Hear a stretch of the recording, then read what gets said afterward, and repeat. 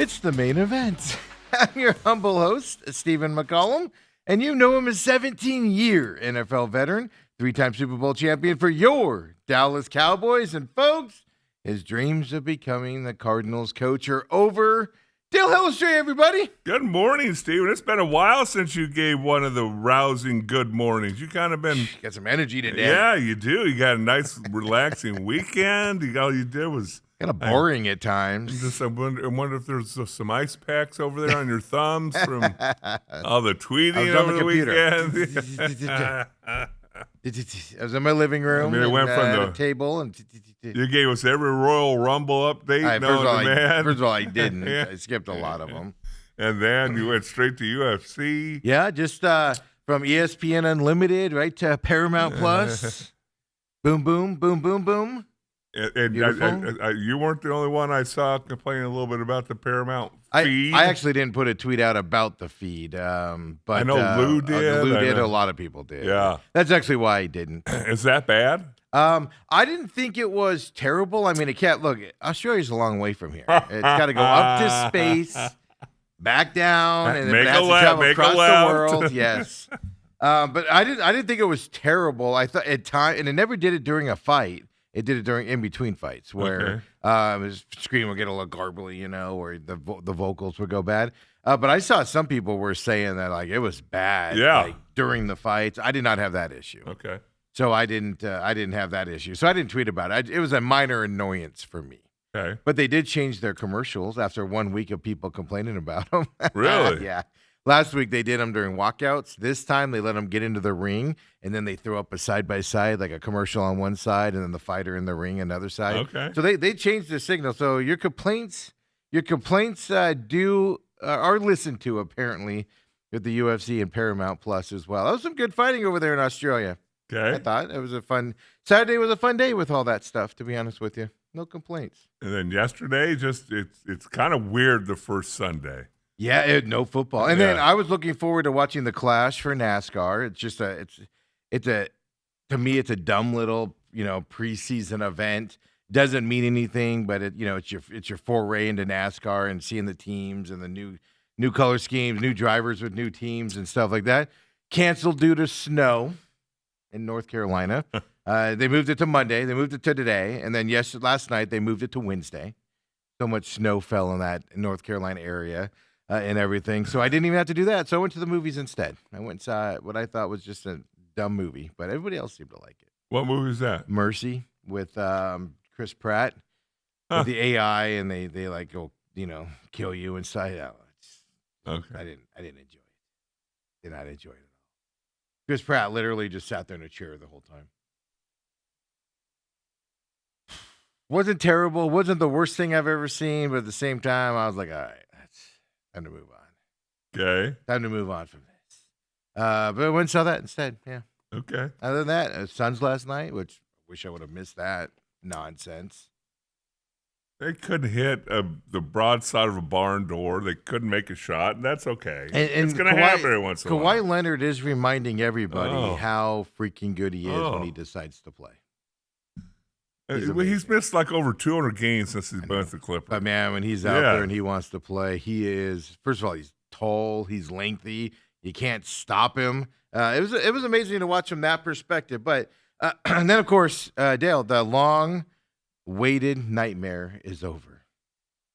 The Cardinals didn't wait till after the Super Bowl to tamper to get their head coach. No, they actually named somebody yesterday.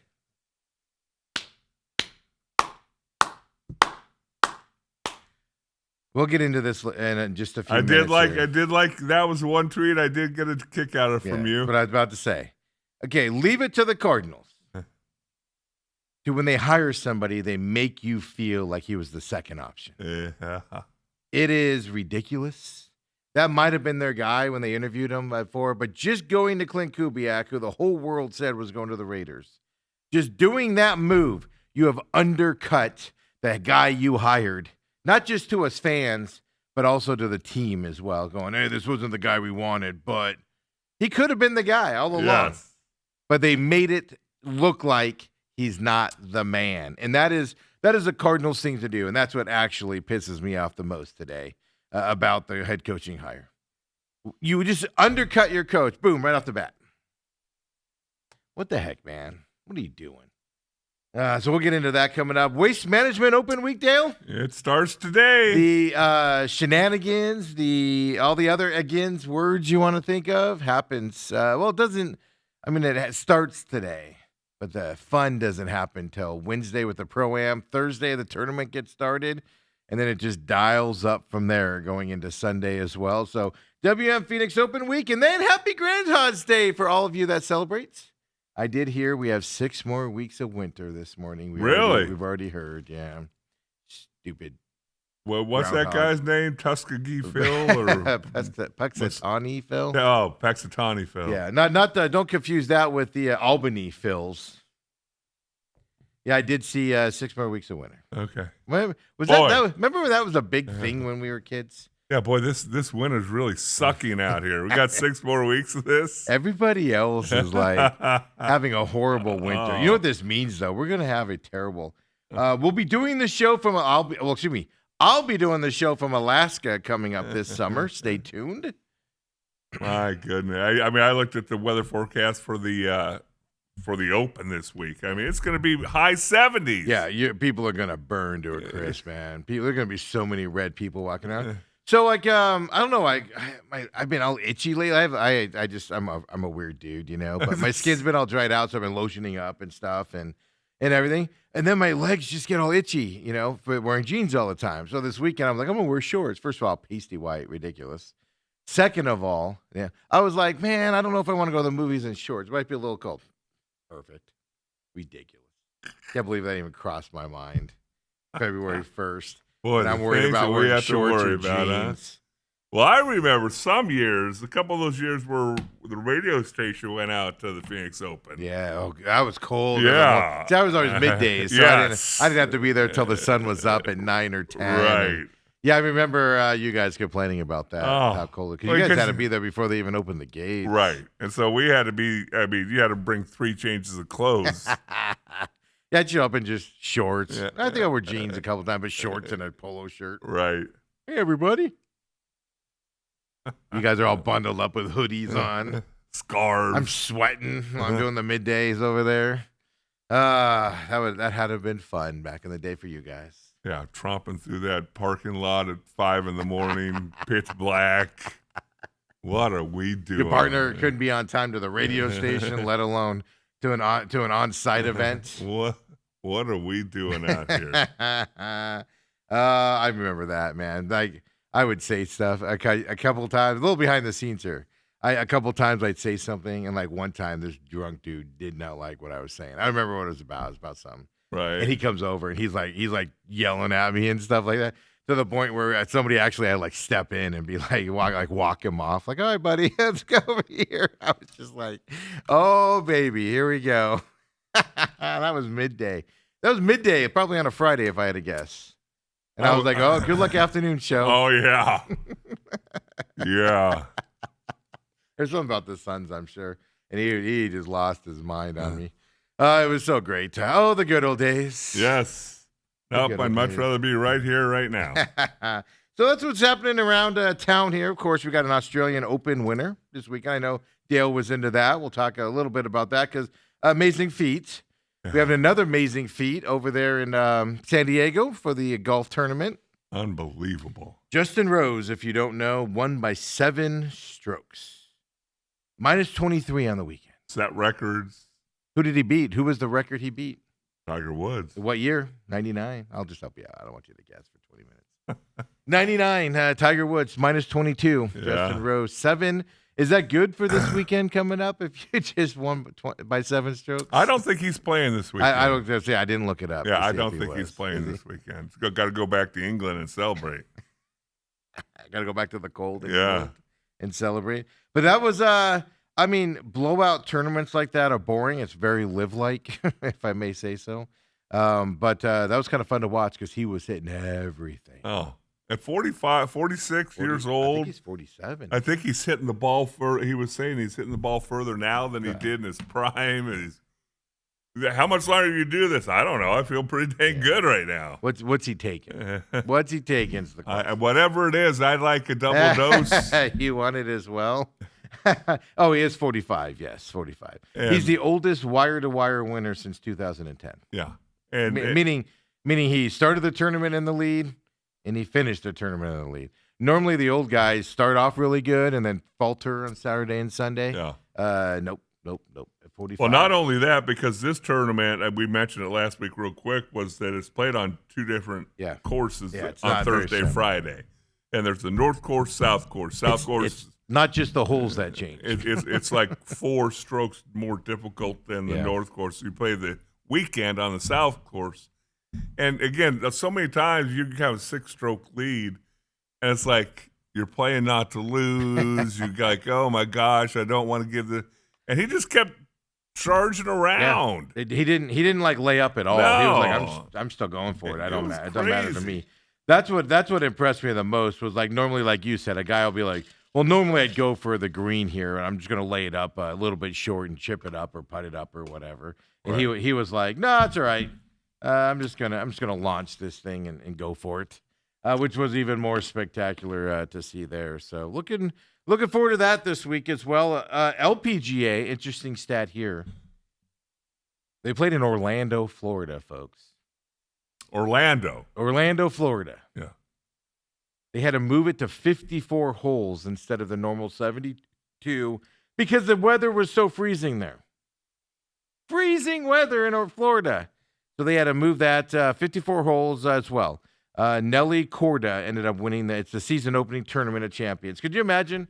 You're like sitting there and you're the LPGA, kind of like the PGA, and you're like, oh, we should start in Florida. I mean, in California, San Diego. And the PGA is like, oh, we should start in warm weather in Orlando. It'd be beautiful there. And they have to call it short because of freezing temperatures on top of it. My Brooks has her cousin visiting from Orlando. She lives there, and she's out here, and she had to make a call to a couple neighbors to go Check that. Yeah, Pipes. make sure the pipes didn't explode. And everybody went, what do you mean the pipes are going to Yeah. explode? What do we even do here? Freaking Absolutely out. crazy. How many iguanas got knocked off in this is my question. They don't handle freezing temperatures well. Those are the questions I ask. I care about my fellow iguanas, Dale. You're worried about pipes, and I'm worried about the iguanas. Wow. That's all I'm saying. So, I mean, really quick, before we get into the Cardinals, we'll just wrap up the cold stuff. The NHL did another outdoor game there in Tampa Bay. Right? Folks, if you didn't hear this is amazing. They play on ice, right? I don't even know how to phrase this. They play on ice, right?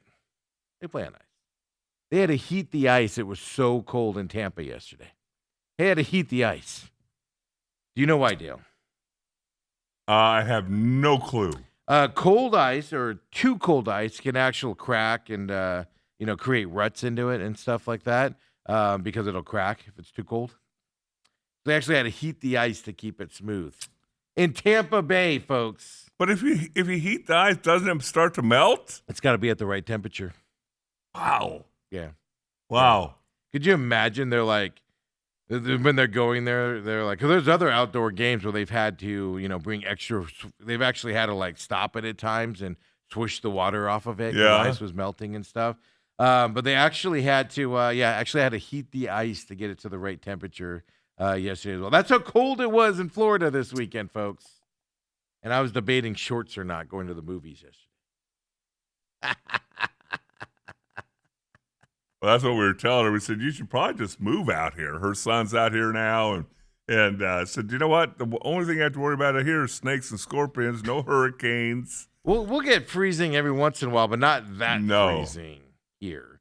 But yeah, that's crazy talk. 64,617 fans in that unseasonably cold weather in Florida. Tampa Bay won 6-5, came back from a 4-goal deficit to win. It was a fun little game to watch yesterday, but most importantly, we haven't seen this happen in multiple years. Now we have 2 of them in the last 2 weeks, Dale. Of course, we're talking about goalie fights. I did see that. Go ahead, Kobe. Kucherov, a shot. And it's stopped by Swayman. And now he goes after somebody out in front. That's Hagel in front of the net again. First of all, mixing it up there with the players is Vasilevsky's rare. coming out across center ice. Swayman and Vasilevsky may go. Swayman tells Vasilevsky, take your mask off, and he obliges. This is crazy. Oh!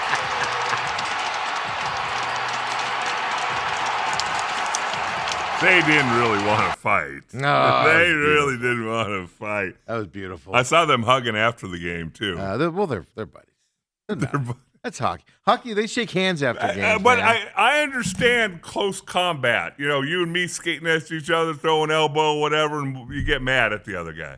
But how did two goalies get mad at each other? I hear what you're saying over there. You can't hear squat.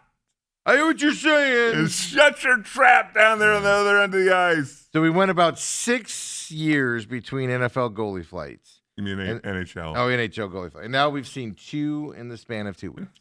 That's crazy. Yeah, isn't that hilarious? So a little fun yesterday, a little theatrics. This is the outdoor game in front of 64,000 people. The people, okay, these outdoor games, that don't make sense. I know when they had it in L.A., I know some people that went to that. Really? Years ago. Okay. And they bought tickets, good tickets, and they spent a lot of money for them. They got them through their team from the Kings, so they got them from the team. So it wasn't like, they had they went secondary market or whatever. And I want to say they dropped a couple thousand for this to sit down low. They said they could barely see like where the puck was and everything because a hockey rink is very small compared to a football field or anything to that effect.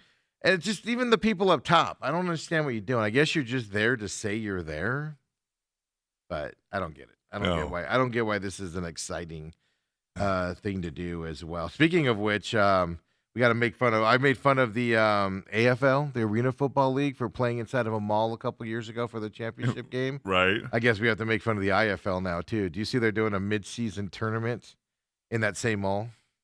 Oh, I did not see where it was being played. Yeah. So they're doing a mid-season tournament in a mall, folks. Now the mall's set up for hockey and stuff like this, so it's not like they're taking out the Dillards or something. But still, it's funny. The AFL championship was played there a couple years ago, and we made fun of it. Yes.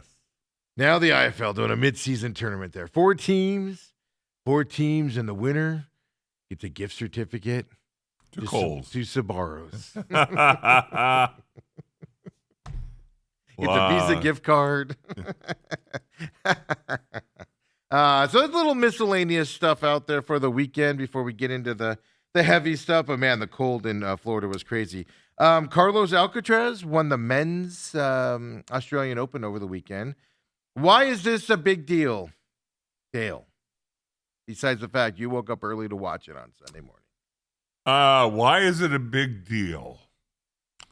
Well, first of all, he stopped Djokovic, hopes of a 25th major title. Yeah. As well. Well, Carlos Alcaraz is 22 years old, if you don't know. And just so you know, it's Alcaraz. Oh, I call him Alcatraz. You're the only one. Because it's a funny name. Okay, so why is it big? But he's 22 years old, first of all. And he's already won a couple. That's the thing. 7th major. At 22. At 22. But more importantly, he just did the Grand Slam. Wow. Yeah. I did not realize that. Winning all 4 majors is what he's got now at 22 years old. By far, by a couple years, the youngest to get the Grand Slam in the Open era, which is 1968 to present, if you don't know. 22 years, 8 months old. Rafael Nadal was the last one, youngest one, 24 years and 3 months. And I remember when he did it, it was a huge deal how young he was. Because Djokovic was 29 years old in 0 months when he won the Grand Slam as well. Federer was 27 and 9, and then Andre Agassi, 29 years and 1 month as well. That's why it's a big deal. 22 years old. 22. Yeah. Good luck, kid. That's crazy. Hope this works out for you. Hope it works out for you, Alcatraz. He's going to have time to have another career doing something else. That could be, isn't that the thing? Like, if he doesn't win another Grand Slam, are people going to go, wasted all that talent? Won one at 22 and couldn't repeat it. Is that what we're facing Oh, here? I don't know about that, but Mike, again, to keep his head on straight at 22. Yeah. Well, what were you doing when you're 22, Steve? You're just graduating from ASU. You're partying. You're Causing problems, Yeah. I'm sure. Yeah, breaking hearts, Dale. That's what I was doing. Breaking hearts. I have a feeling Alcaraz might be breaking some hearts too. You think he has time for that? You think he has time for that? Yeah, so he won. He lost the first round, the first game, 2-6. Then he won 6-2, 6-3, 7-5 on the final one as well. So yeah, I mean, what were you doing at 22? Sucking with the Bills? Being called the wrong name by the Bills head coach? No, that Not wasn't. you sucking. I'm talking about the team sucking. That wasn't until about 20. I was 24, I think, when your friend Hank Bullock came to be the head coach. Man, if only I knew Frank. I'd be like, I'd give him some money. Just be like, good job humbling that guy for a couple years. No, He needed it. he wasn't even a couple years. He lasted a year. Wait, at 24 is when did you graduate SMU? How old were you? 21, 22. Yeah. Oh, then he came in after that. Yeah, he wasn't my original coach. Oh, yeah. I'm sorry. I thought you were saying he came in. I thought he came in when you were young. I knew he wasn't your first one, No. but your second one there as well. Yeah. Oh, by the way, it just gives me another excuse to say this on a Monday morning. Hey, Bill Polian, you ruined your legacy, you clown. Thought I'd bring that up again. Did you see he missed the Hall of Fame by one vote? Belichick did? Yeah, Belichick. I did not see that. Yeah. That's the rumor right now. Is one vote is what he missed it by. Really? Best coach of all time, not unanimous, and misses by one vote for his first year. Good job, Polian. But Bullion voted for him, he said. He still doesn't know. He had to have it audited, and he had to read a prepared statement. He didn't. They're covering for him. He's old. They're covering for him. Then he shouldn't be voting. He should be living out the rest of his life in fantastic glory and stuff like that is what he should be doing, not voting for the Hall of Fame. That's all I'm going to say. So that's just the obscure sports around town that happened. Of course, Suns, good beginning to the weekend. Yes. Terrible end of the weekend. Last night, we'll talk about that. Bobby Hurley experiment. I mean, let's just say what it is here.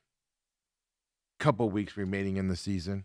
You're getting rid of him after this year. Pull the trigger early. Just do it. Give it to that guy we saw. Yeah, Coach Irv. Yeah. Let him have a shot for a couple days and see if this. Now, they didn't play bad in the first half. They fell apart in the second half, but we'll talk about Bobby Hurley. He's to the point now where he's making excuses. And I feel like he's blaming the fans now for his suckiness. So we need to talk about that coming up as well. I have got, with the Major League Baseball starting here, pitchers and catchers reporting here next week. I have got a baseball stat. For you Yankee fans, you're not going to want to hear it. For you non-Yankee fans, you're going to love it. So stay tuned for that coming up as well, what we're looking at. Super Bowl week, of course, here as well, Dale. And interesting stats here for you. All white jerseys will be worn by the Patriots. The Seahawks are going to wear those green ones, those dark green ones, not the neon ones, the dark green ones. It's what it's coming up.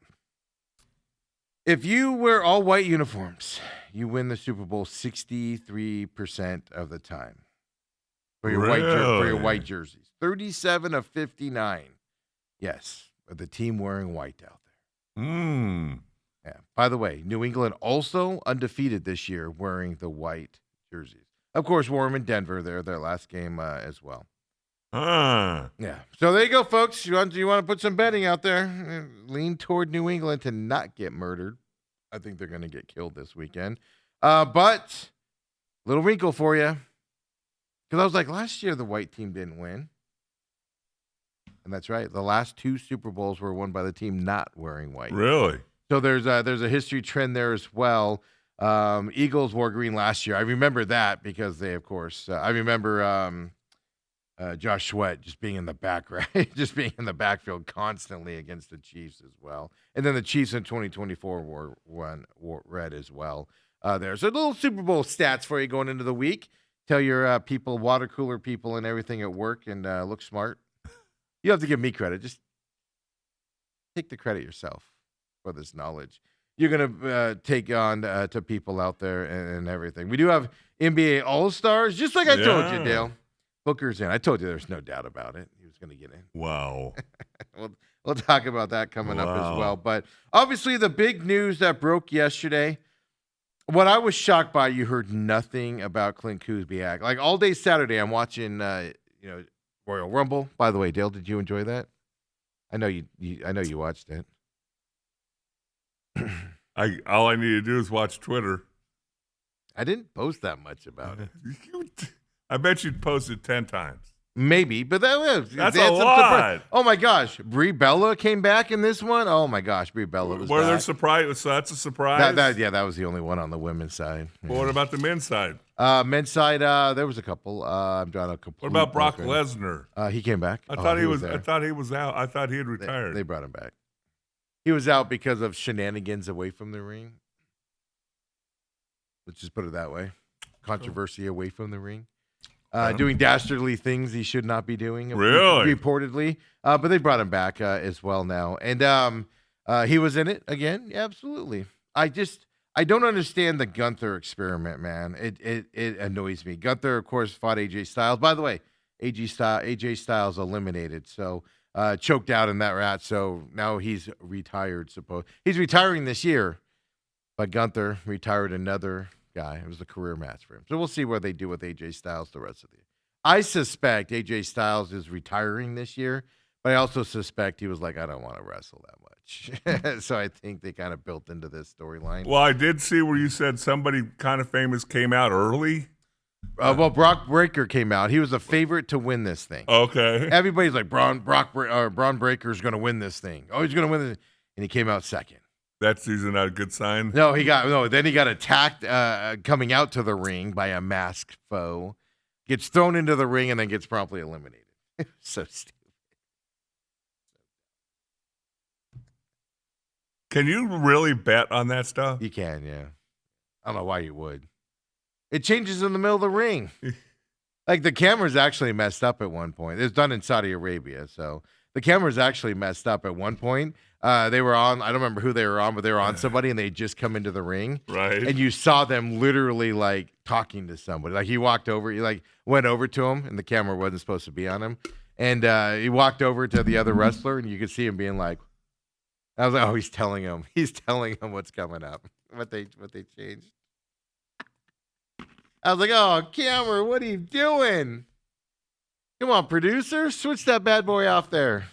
But Roman Reigns wins the men's. Liv Morgan, your girl that you looked up last week. Yeah. She won the women's. That was the favorite to win it. So were there 30 women too? Yeah. Okay. Yeah, the 30 women gets a little. I'm not gonna lie. There's some times during that where you're like, all right, I'm gonna make me a sandwich. It gets a little. And then it's even worse because it's Saudi Arabia, and like I don't care what the women wear. Like I don't. It's all bodysuits. It's not like you're seeing their real skin or anything, but man, they're all like covered up and everything. And Oh, like, really? Well, they all have like full outfits on, and I'm just like, why do you support? Well, it's money, but why do you support a country that treats women this way, man? Like, ridiculous. Because it's money. And the men all come out and they're all in underwear out there wrestling around. That's acceptable. You can watch men do it, but not women. What's up with Saudi Arabia? All I'm going to say. We'd rather see the women than the men. Just want to announce that. So what was better, the UFC or the Royal Rumble? UFC had some good fights in it, I thought. I enjoyed the UFC more thoroughly than I did. Okay. I am not a guy. Okay. I gotta figure out how to phrase this. I am not a guy that's afraid of blood and guts and brutality. I'm just not. I've never have been afraid of it. I have no problem watching it. I don't care if somebody's, blood squirting everywhere. It just doesn't bother me. I can sit there and stare at it. It's stuff to that effect. I've just always been that way. I've always wanted to be like an emergency room doctor for that reason. Like, it doesn't bother me. It's, it's kind of cool to deal with and stuff like that. And there was a fight that happened, man, that I'm not kidding you. The guy was on top of him. I think it was the Saint Denis fight. And I was just like, okay, this is too much. This is too much. The guy obviously can't get out of this. He's obviously not able to fight back, and he's just getting pounded and pounded and pounded. And I'm just like, literally, I'm like, all right, dude, you got to call this, man. Like, I actually looked away at one point. Like, all right, Really? I'm not doing this anymore. Yeah, it was gotten uncomfortable in my living room, and I was like, all right. Even I saw online, people were the ref.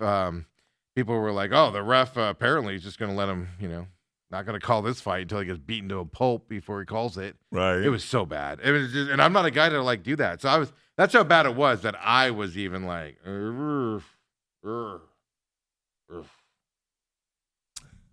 yeah.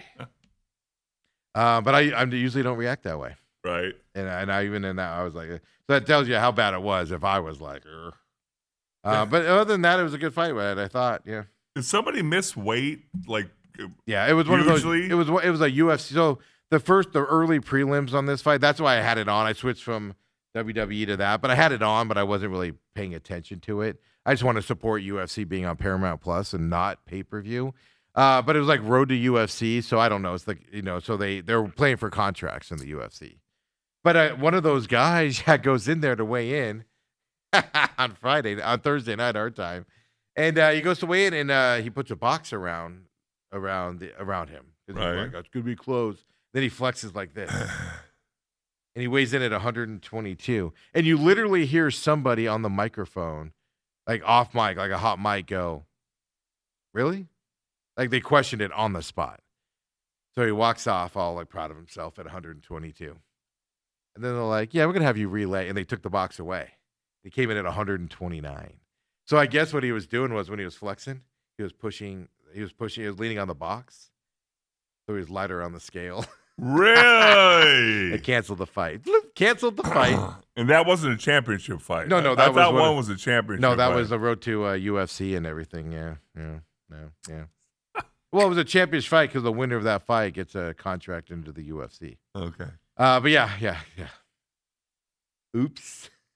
7 pounds. My Well, then it was funny because then the announcers were like, watch him weigh like 125 or something. And he came in at like 129. Even they were like, well, he just gained 7 pounds. Yeah. Didn't work the way he wanted it to work. But that fight was canceled, obviously. And like, it's one thing that you should never do that, but it's one thing. The one thing, if you're in the UFC to do that, it's another thing when you're vying for a UFC contract to do that. Because it's just easy to go, all right, you're never fighting in you this got to be league. blackballed, don't you? Yeah, you would.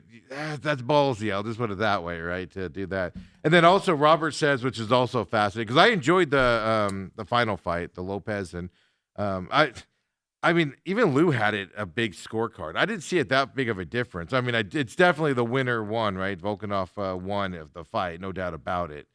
I didn't think it was as huge of a offside as said, but that just tells you I'm a novice at watching this stuff, even now after 3 to 4 years.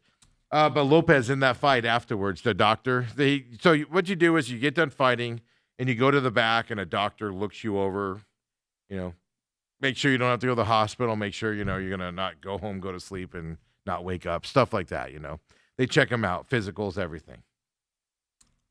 He's like walking around on the ring. They interview him afterwards, the guy that lost Lopez. They interview him afterwards and everything, and he's just walking around like nothing. He gets back there, and then they announce that he broke both his feet during the fight. Much tougher than I ever was. Yeah, Robert says, at TME Sports Show, don't forget, text us 623-252-6670. Anytime you're listening or watching, or hit us up at TME Sports Show as well. And he says that Lopez in the UFC fight is a tough dude. They said he broke both feet. Yeah. Could you imagine? No, the things these guys do, I would just crumble. I'd be like, oh, that hurt. I'm going to go sit in the corner. Well, I'm going to tell you this because I got to know, this is probably 15 years, 20 years ago now. I would say UFC / old school boxers and rodeo guys. Yeah, I know a lot of rodeo guys in my youth. I got to know some of them, and obviously they don't have a union. They don't get paid if they don't ride, and I don't care if it's broken wrists, hyperextended elbows, broken shoulders falling bones. It's tape it up and let's go. I had a family member, my grandfather, broke his neck. Broke his neck. Broke his neck. Was out there roping. It Takes his neck brace off. Goes in ropes. Goes back in. Throws the neck brace on. Oh, he didn't keep it on while he was roping? No. Yeah, no. Broke his back at one point. Yeah. Because you don't get paid unless you're out there. Yeah. Right. And you got to perform, too. That's the worst part of it. And everything. Yeah. He used to take, I'll never forget it. He used to take, he would take the medicine they give the horses. You guys know how big a horse is? Like, their medicine's like this big. He would use the joint cream that they put on horses' knees and everything. And he'd use it on his knees and everything. Hey, if it's good enough for a horse, it's good enough for you, I guess. I will tell you kind of a gross story. There was evidently a world championship rider, and his kids went to Scottsdale Christian, where my daughters went. They're about the same age. Because they cinched their hand in so tight so they don't fall off and things like. Oh, he did something like that. He did an event where you got bucked off or something. And it was so tight, he got jerked. His thumb was still in the tie thing, no thumb. So they had to reattach it, and then he had to walk down. No, they reattached it, but he had to keep it in his stomach for about 3 weeks. Can't move it, because the juices of your body helped heal. It's like the grossest thing ever. It's like, oh. And he's like, hey, enjoy your breakfast, everybody. God, I'm like, second of all, I know it's amazing, isn't it? I only played football. I think that's probably why blood and guts don't bother me. It's because I grew up around animals, like horses and stuff like that, with my mom's side of the family. So I think that's why that stuff doesn't bother me like it does a lot of people. Like I can walk by somebody that's just blood squirting out of their thing, and I can just be like, "You all right there, buddy?" See, me bleeding, me looking down and seeing my ankle turn the wrong way. The other direction. That doesn't bother me, but if I see you squirting blood, that's going to bother me. Yeah, like when you see that on football. I've been at live football games where, like with Tip Ryman this year. I mean, when he got hurt, right? We were like sitting there, and I was like, he's out for a while. And everybody else was all, I just look away. His ankle was Simon Cam Scatterby went down. I was just watching the replay, like, yep, he's done for a while. I know, I have a sickness. I don't know why I was blessed with it. Well, you were blessed with it. Should have been a doctor. That's all I'm going to say from that side. But, yeah, so let's take a break here. Let's get into it. When we come back, Cardinals found their man. The man fell to him. They always targeted him. We don't know. But they got somebody signed finally. And there's reason to have hope here. I'm going to be hopeful today, Dale. I'm going to tell you why there's reason to be hopeful today. Well, let's hope that the two regimes he's coached for, all that is lodged inside his head. There's a big difference between the owner of the Rams and the owner of the Cardinals. Come on back, folks. We'll get into it next. Cardinals, new head coach.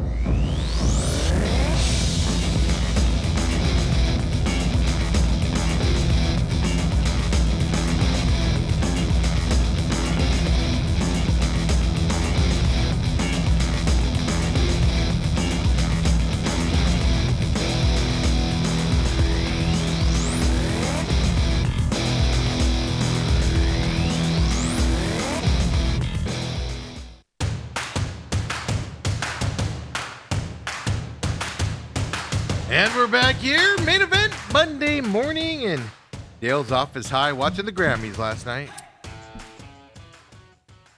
Now, Dale had a weekend, man. He's pretending he didn't watch Royal Rumble. He's pretending he didn't watch the UFC. He's pretending he didn't watch the Grammys. I last was night. Riveted to the Grammys last night. I did see. I don't watch those. I used to be into the awards all the time. Yeah. Music today is just okay. I'm an old man yelling at cloud here. Music today is just not what it used to be by any stretch of the imagination. Music's one thing that, and it'll come back at some point, but music's one of those things that's been ruined by technology. And it's not a good thing to happen. But so I didn't watch it, but I did see a lot of people griping about Jelly Roll and his acceptance speech. Like, oh, nobody needs this garbage and watch this on an award show. Yeah. Oh, okay. But Yeah. So then I watched his speech and I was like, all right, touching, right? The guy, if you don't know Jelly Roll, jail, life was headed toward just absolute failure of a life, Yep. and everything. And he turned it around in jail with God and stuff like that. So he speaks about it. Yep. And he's not shy to speak about it. Not at all. And I don't mind if somebody does that. It's your life experience, do it. But then the 30 people getting up there, the 400 people getting up there and complaining about ICE and all that stuff, which have your feelings about that all you want. Yeah. But nobody complains about that. Nope. But you're going to complain about Jelly Roll, who's giving a positive message? Yep. Seriously? I don't care about either message, to be honest with you. Like, I'm not into the Jelly Roll stuff. I'm not into the other stuff. I don't care about either one. But give me 100 Jelly Roll speeches over the other one. Exactly. It's ridiculous. And that's why I don't watch award shows anymore. Again, you said it pretty well. I'm not going to try and expound on it. It's amazing to me that people would be mad at Jelly Roll for. It was. Yeah. So I actually had to go find it because I was like, what Jelly Rolls? Jelly Roll's not that controversial. No. What the heck? I mean, he took it over the top. I'll be the first to tell you. He took it over the top. That's not the audience to do that. But I could also see his perspective of that's the audience to do that. Yeah. And hey, he's tired of hearing about all other nonsense too. Right? I mean, I'm a Christian, so Yes. that does not bother me. I've heard the same thing about Mendoza from Indiana. Oh, I watched an interview of him this weekend. Yeah. And I was even like, oh, he's going to take some heat from this. And it was nothing negative. It was like all positivity. And, Right. He loves Jesus and whatever. And people, it just makes people cringe. But hey, F ICE. Oh, no, that's a good message. Now. Yeah. Let's kill the president and all of that stuff. And I'm just like, I mean, if that's your political belief. That's your political beliefs. Right. I'm not going to tell you you're wrong and stuff like that. But I'll give me 100 Jelly Roll speeches. And like I said, both of them, I don't particularly care for either one of the messages. And in terms of the way he was preaching, Right. I'm like, yeah, come on. Let's get it real here. But that's why I don't watch that stuff. Because and again, me and my buddies, I think most of us would be considered conservative, but we don't even know. We don't talk about Yeah, it. exactly. You don't talk about that. But I have heard a bunch of people complaining about Mendoza. He's getting interviewed after a game, after another win, and why has he got to be like that? He did something this weekend that I saw, and I was like, "Ooh, buddy, you're about to get drafted. You might." But I get it. Like I said, I don't. It's more of I'm more thinking of it as the people that are going to attack him now, which I get it, right? Why you do that stuff. Robert does say Jelly Roll is over the top, but his story is amazing. Plus, he's lost like 250 pounds. First of all. When I went and saw it last night, it was amazing to see how much weight. I knew he'd lost a ton before, but he's lost even more. Yeah. Well, he used to have a big beard too, and then he shaved that, so that needs, immediately makes you look like you lost 15 pounds. Yeah, but he needs to get rid of those face tattoos, man. You can remove. Can those you bad imagine boys. how painful that? I've heard removing the tattoo. What is it more painful than getting the tattoos on your bones? I hear it is. Really? Oh, I hear it's like dramatically more painful getting them makeup? removed. Just put makeup on. Get that wife of yours. Uh, I have it over here. That I didn't use today. That's why I have the shiny spot in my head. Right here too. Look at that. But yeah, no, I mean, Jelly Roll takes it over the top, even for me, or even I'm like, but I just don't. That's why I don't watch those award shows and stuff like that. You know, I don't care either way. Talk how you want to talk. It's your time. Do whatever. I would but- rather watch the Suns shoot 20% from the field than watch the award shows. Yeah, I know. And I used to be a big award show guy too. It's just my problem now is like all the awards are given to songs. I'm like, really? Yeah. That's what you're giving it to? I've never heard about that song. I've never No, heard the that worst song. part is I've heard them. I have teenagers as well. Oh my gosh, tomorrow I'm going to be a mess, Dale. I'm just going to warn you right now. Tomorrow. Yeah, Ethan turns 18 tomorrow, Okay. and it hit me this morning because I know he wants to go pick out his birthday present. So we're going to go to a store later on today, and we're going to go pick out what he wants and stuff like that, and everything because he's not cheap these days. It's all technology and whatnot. But yeah, no, that means I'm getting old, man. 18. I know I waited till 30 to have kids for the first. So I know I was older anyway. But yeah, he's 18 tomorrow. But 18's kind of a weird age because, like, 16, you get your license. Yeah, 18, That's pretty cool. 18 nothing. Yeah, it's not like, oh, I can gamble now or now Yeah, I can drink. It's or- even weirder because he's still in high school Right. and he knows what tomorrow means.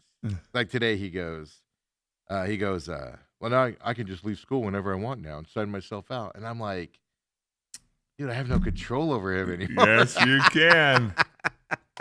I'm like, no, you're not. Stop it. For our new listeners, I can tell my story very quickly. Yeah. I'm very young for my class, and I never realized it. When I was growing up, I don't know how you were. I know when my friends' birthdays were, and Well, I knew when they were. You just didn't know how old they were, Yeah, right? I mean, right. their birthdays, but you didn't correlate if they're a year or two older than you or what. But you started to get to high school. They're not like Yeah. birthday parties for Yeah. kids and whatever. And so we all were in the same class. Well, in the spring of our senior year, there's an unofficial ditch day.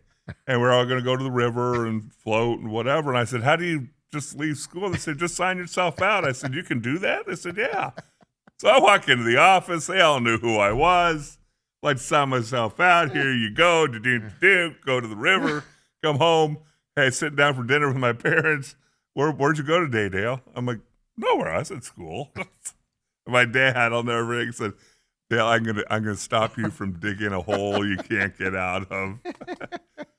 You're not 18. As soon as you signed yourself out, the school called Yeah. mom. Yeah. And it's like, that's a thing? yeah. Dale didn't even know. Oh, man. Yeah. That was the first thing he says to me this morning. I can sign myself out tomorrow. And I'm like, wait, what? Wow. Here it comes. Like, and I'm going to be like dragging him to the end of the school Now tell me year this, with your phone, do you guys have location No, maps? for absolutely. Because everybody? he drives. It's my car. I Right. mean, it's his car, but it's my car. Right. Your name's on the Yeah. So registration. that car can go away quickly. I don't Yes. care that he's 18. That car can disappear Yeah. quickly. Yeah. So no, that's why we do that. Yeah, Okay. but you have to watch him and stuff. Yeah. Autumn's youngest got her license over the weekend, so she did her first solo drive. Autumn was a little intense about that. Does she live out your way? Yeah. Okay, well, just make sure that she No. stays out. I'm watching out for that way. red bug. Make sure she stays out that We had way. to meet him at Chipotle last night because Autumn left something at my house, a phone cord, so I had to give it to her. So we met him there. We got there like 30 minutes early, so we could park. So when they came into the parking lot and stuff. No. Drove to school for the first time this morning. Supposedly, I haven't heard anything, so Right. that must be a good thing. You haven't heard bad news? I haven't heard anything bad yet. Okay. So that's happening all right now. It's just crazy talk that's out there. Yeah. I know. So like Ethan, he's applied to colleges and all that stuff and whatnot, and it's just like, man, this is going. By the way, if you want to sponsor the show, I got a kid that's going to college next year. I need some. I just realized what my bill's about to go to. Oh, it's crazy. Yeah. FAFSA, make sure you fill out your FAFSA form. Yeah. Steve, do you know what that is? It's the Federal aid. It's for- funny yeah. because yesterday I was like, I should start looking up when all that stuff. Yeah, stuff you might like want that. to get on that. He's lucky enough. He's got a lot of his stuff taken care of and stuff. But the problem is, and he's gonna hate me for saying this, is he's of the age now where there was like prime COVID and like the prime of their youth was Yeah. when COVID happened. So him and a lot of his friends of his age, and a lot of people around him aren't just social butterflies, they're just like quiet. They tend to stay in a little bit more because they had to stay in for that 2 Right. years, in the prime of their life or whatever. So I'm like, even now I'm like, man, because traditionally in my family, you either stay home or you go, when you go to school, then you can go live off campus, but stuff like that. But you were on your own for that. School was taken care of, but you got to do that side. And now I'm kind of like, man, I might have to force him to like go into a dorm or something like that Where he because can like at least mingle and just get out into the world a little bit. At least have one roommate, right? That's similar to him, hopefully. well that To do that. So that's what I'm like debating now. Like, I might have to force that to happen. all these things flood back into my memory because I know. Everybody. By the way, everybody. As you're about to say this, everybody in my life has gone through this with kids. It's like my first time. yeah. So. Oh, yeah. And Hillary, but her bedroom, you'd walk in there and it was like a war zone. I mean, there's clothes and shoes, and you'd break an ankle trying to walk through her room. And finally, about this time, her senior year, I said, "You understand you're gonna have a roommate next year, and this is not gonna. They're not gonna wash Yes. with whoever." Yeah. And wouldn't you know it, by her sophomore year, she was the neatest, tidiest freak. She'd Yeah. get mad at somebody if they left dishes in the sink. Ethan's room is like Ethan's good with dishes and stuff, but he leaves like drunken Gatorade bottles and cans all over the place. Drank. Yeah. What? Well, drunk. Is he Drank drinking it. alcohol? Well, out no. I'm saying no. like he drank them. Yeah. Yes. They're empty. I should say. Okay. Good point. Well, yeah. By the way, Ethan's got a problem. And I like walk in his room, and it's like the shrine to, drink bottles in there, and I'm just like, dude, there's literally there's a trash can right here. Right. So I know I have to deal with that stuff with him too, but it's pretty funny. But I'm not shipping my kid off to Baylor or something, though. That's the difference here, Dale. His choice is Arizona State or Arizona or community college. I wouldn't even let him apply to U of A. I mean, NAU. You're not going to that. You're not going up there and not showering for 4 years. That's our Flagstaff folks right there, Dale. Thank you for watching. We love you up there in Northern Arizona. We support you completely. So which do you like less, NAU or U of A? No, I like NAU. I just don't. Okay. You don't like People of the Earth? It's changed a lot. I know we're going back with old things of it. It's changed a lot, but the Flagstaff, everybody I know that went to NAU came back quickly, and they came back with a problem. Let's just put it that way. Well, all I know is when we graduated in 1980, a bunch of my friends went up to NAU. Yeah, I had a bunch and most of them lasted first semester, and then the rest of them lasted the entire year, but all transferred. And I said, well, what? Because I took a visit to NAU. I had a football scholarship offer. And there are like 3 bars up there. SMU. That was back then. It's changed, but it's changed. But I'm saying like 3 bars. Yeah. And I would ask them. I said, well, "What do you guys do to have fun?" Mm-hmm. They go, "Oh, we would go get a case of beer and we'd play ditch 'em around the cemetery, yeah. or we go hang out in the forest." It's like what? That's what I mean by NAU is when you grow up in Phoenix, NAU is a hard place to go to. Yeah, because here's the other thing. As I get older, I love the beauty of Flagstaff. I love the golf courses of Flagstaff. I love all that. I'd move up there today. But at 18, yeah, no, I wouldn't have survived myself back then. No, it's changed. There's a lot more to do up there, but it's still slim pickings compared to this area or even Tucson. That's all I'm saying. That's all I'm saying from that, which means you can get into a little bit of trouble and get into stuff you probably shouldn't get into and stuff like that. That's what I mean by that NAU. I don't have a problem with NAU as a school. I think it's actually fantastic. It's just going from here to there is a big thing. Tucson, on the other hand, the thing about Tucson, I know a lot of people that went to Tucson and still have gone down to U of A and had some really good success now. It's a good school. It's same type of a concept, though, is it seemed like every weekend and every chance they got, they were back up here in Phoenix. And it's like, why don't you just hang out down there? Well, go to Mexico. Okay. All right. Whatever. Might as well just stay up here. Robert says, I learned early on when Pops asks a question, tell the truth. He wasn't looking for answers. He already knew. And then once you become a dad, you kind of know that. Yeah, I know. Because I do that all the time to my kids. I go, hey, what are you doing right there? And they're like, oh, nothing. And I'm like, really? How's Jay doing? Yeah, I know. It cracks me up. Like, I already know. Yeah. So it's like fun. You on thought that, you but, were so sneaky, and you're like, my dad is so old, he doesn't even know what I'm going through. Yeah, or exactly. He's never kissed a girl. He's never had a relationship, and it's No, like, I never have. Not even to this day, Dale. like, oh, he knew everything. I know that's the thing. They all went through the same stuff. Yes. Although I do feel old with this new phone. I'm not going to lie to you guys. There's this new.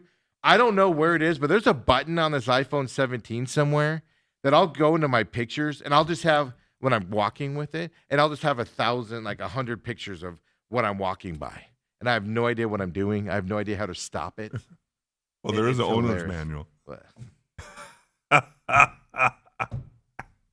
Hey, that's a grandpa thing to say right hey, there. I still, right now, Graham pushed a bunch of buttons in my car, Hey, you can't and the interior lights, when I open the door, don't come on. I don't know how to put them back on. You have that screen in front of you? Yeah. You have one of the, okay, yeah. Yeah. So it's in that screen somewhere. I know it is. I know there's a button you can push Yeah. to get it back up, but I don't know where it is. I turned on the air pressure gauge on my car, so like on my electric vehicle, it's on my dashboard. It pops up and has your tire gauge right there. Right. And I'm like, I don't need that on. I was just playing with it. I have no idea how to turn it off. I've sat there for 20 minutes, like just hitting buttons, like trying to figure it out. I have no idea how to get it. So I'm like, all right, that's a permanent feature. And then Ethan gets in. He does the same thing. He's just like, "Dun, dun, dun, dun, dun, dun." And I'm like, stop it. Stop it. Just don't make Steve get out and change that tire because he's calling AAA. I have no spare tire in that thing. When I drove to Payson the other day, I thought about that. I'm like, what if I get a flat on the way up there? There's got to be a spare tire somewhere. There's no spare tire in these cars. Come on. That's ridiculous. It adds weight to it, and then that hurts the battery and everything. How they get to the Pull out the deals. owner's manual, Steve. Let's spend next weekend just looking over owner's manual stuff. They don't even come out with the owner manual. I don't even have an owner's manual. I have to go to the web to look at an owner's manual. Yeah, it's like go Google, go to gm.com/blazer/owner's manual. I'm like, what? Come on back, guys. Second hour main event coming up next.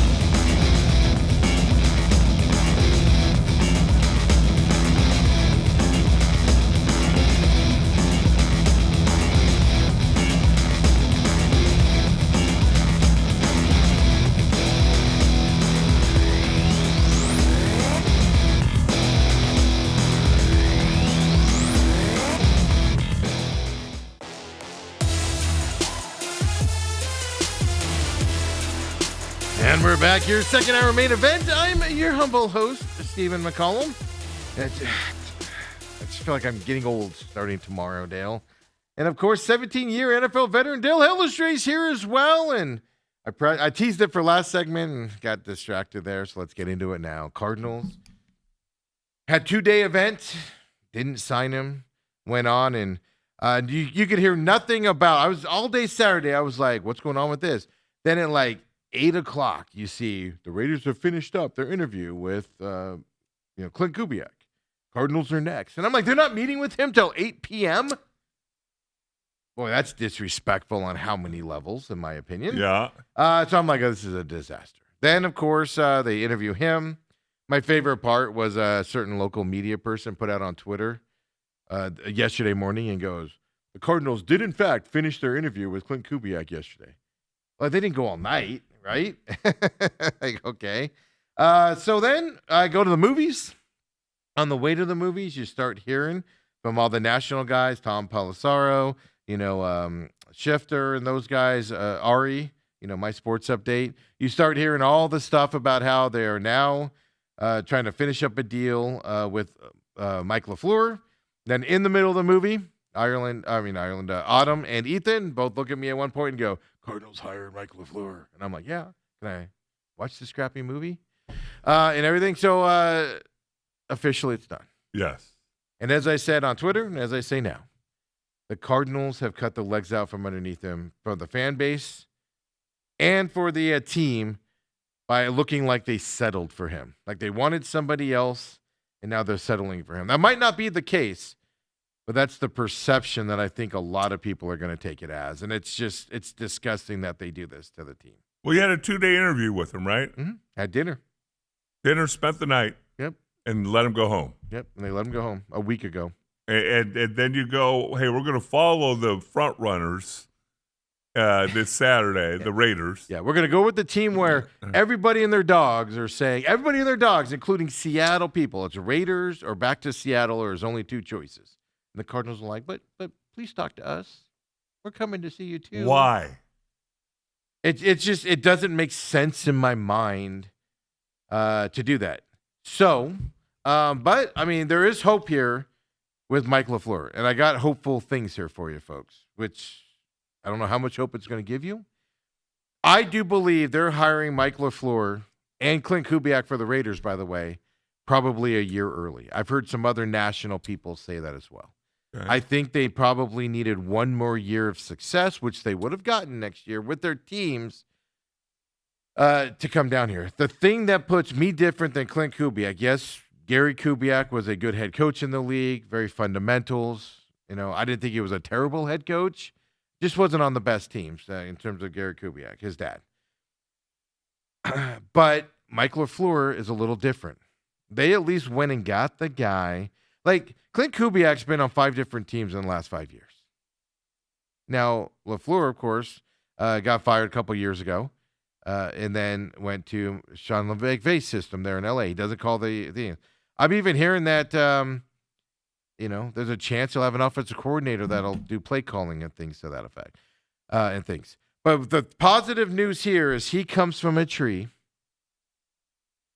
in Sean McVay that has success.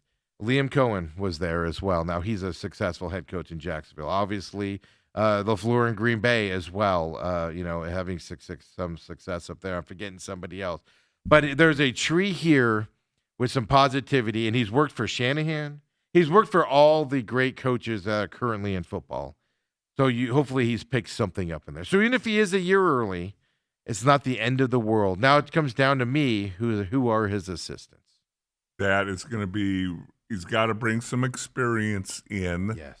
And will that be hard for him to do, or will that be easy for him to do? Because again, understand if you are a valued assistant, you probably have more than one option. Although this late in the game, this is the problem. By hiring him as late as they did, a lot of names are taken. And Raheem Morris went to 49ers as a DC. Could he have talked to him a little bit more, right? If you would have hired him a week ago? Or a week ago. That's true. Yeah. But I think he needs, because I think we both agree that one of the things that Jonathan Gannon didn't do well is he brought in 2 young coordinators along with him being and no help, first-time head coach. I was listening to another program coming in. They made a very good point. When Bruce Arians got here, he went and hired the old guy, Tom Moore. Tom Moore. Yeah. And he was like, I'm bringing Tom Moore with me. Right. He instantly knew it. Jonathan Gannon refused to do it. Now, was it a refusal or did he not have the money to do it? Yeah. Again, that's what I'm saying. So if you are a valued assistant coach, you're looking at where can I take my coaching and get the next opportunity to be a head coach. So I want to go to either a good team or an up-and-coming team. Yes. I want to know what the working situation is like and all that, because my next goal is to become a head coach. If I'm LaFleur right now, I want to hire guys who want to be head coaches. Yes. I don't want to hire guys who who are happy being the special teams. Sean coach. McVay has a new offense coordinator every year Yes, he does. because they get promoted. Yeah. So, no, that's what you want, right? You want to deal with those headaches and everything. So, obviously, Raheem Morris, to me, would have been a fantastic defensive coordinator here, going to the Niners instead, which opens up a spot because the 49ers, which is interesting to me, the 49ers had Robert Saleh there as their defense coordinator. And they had somebody that was somebody that helped out the defense out there, an experienced guy helping them out. So if Robert Saleh had some outside views helping him out, being a consultant, the Cardinals couldn't do it for their team. It's absolutely ridiculous. Whether it was Gannon's fault or Bidwell's fault, I think we'll find out. But that opens up Gus Bradley, because obviously Raheem Morris isn't going to need a consultant to help him out up there and things to that effect.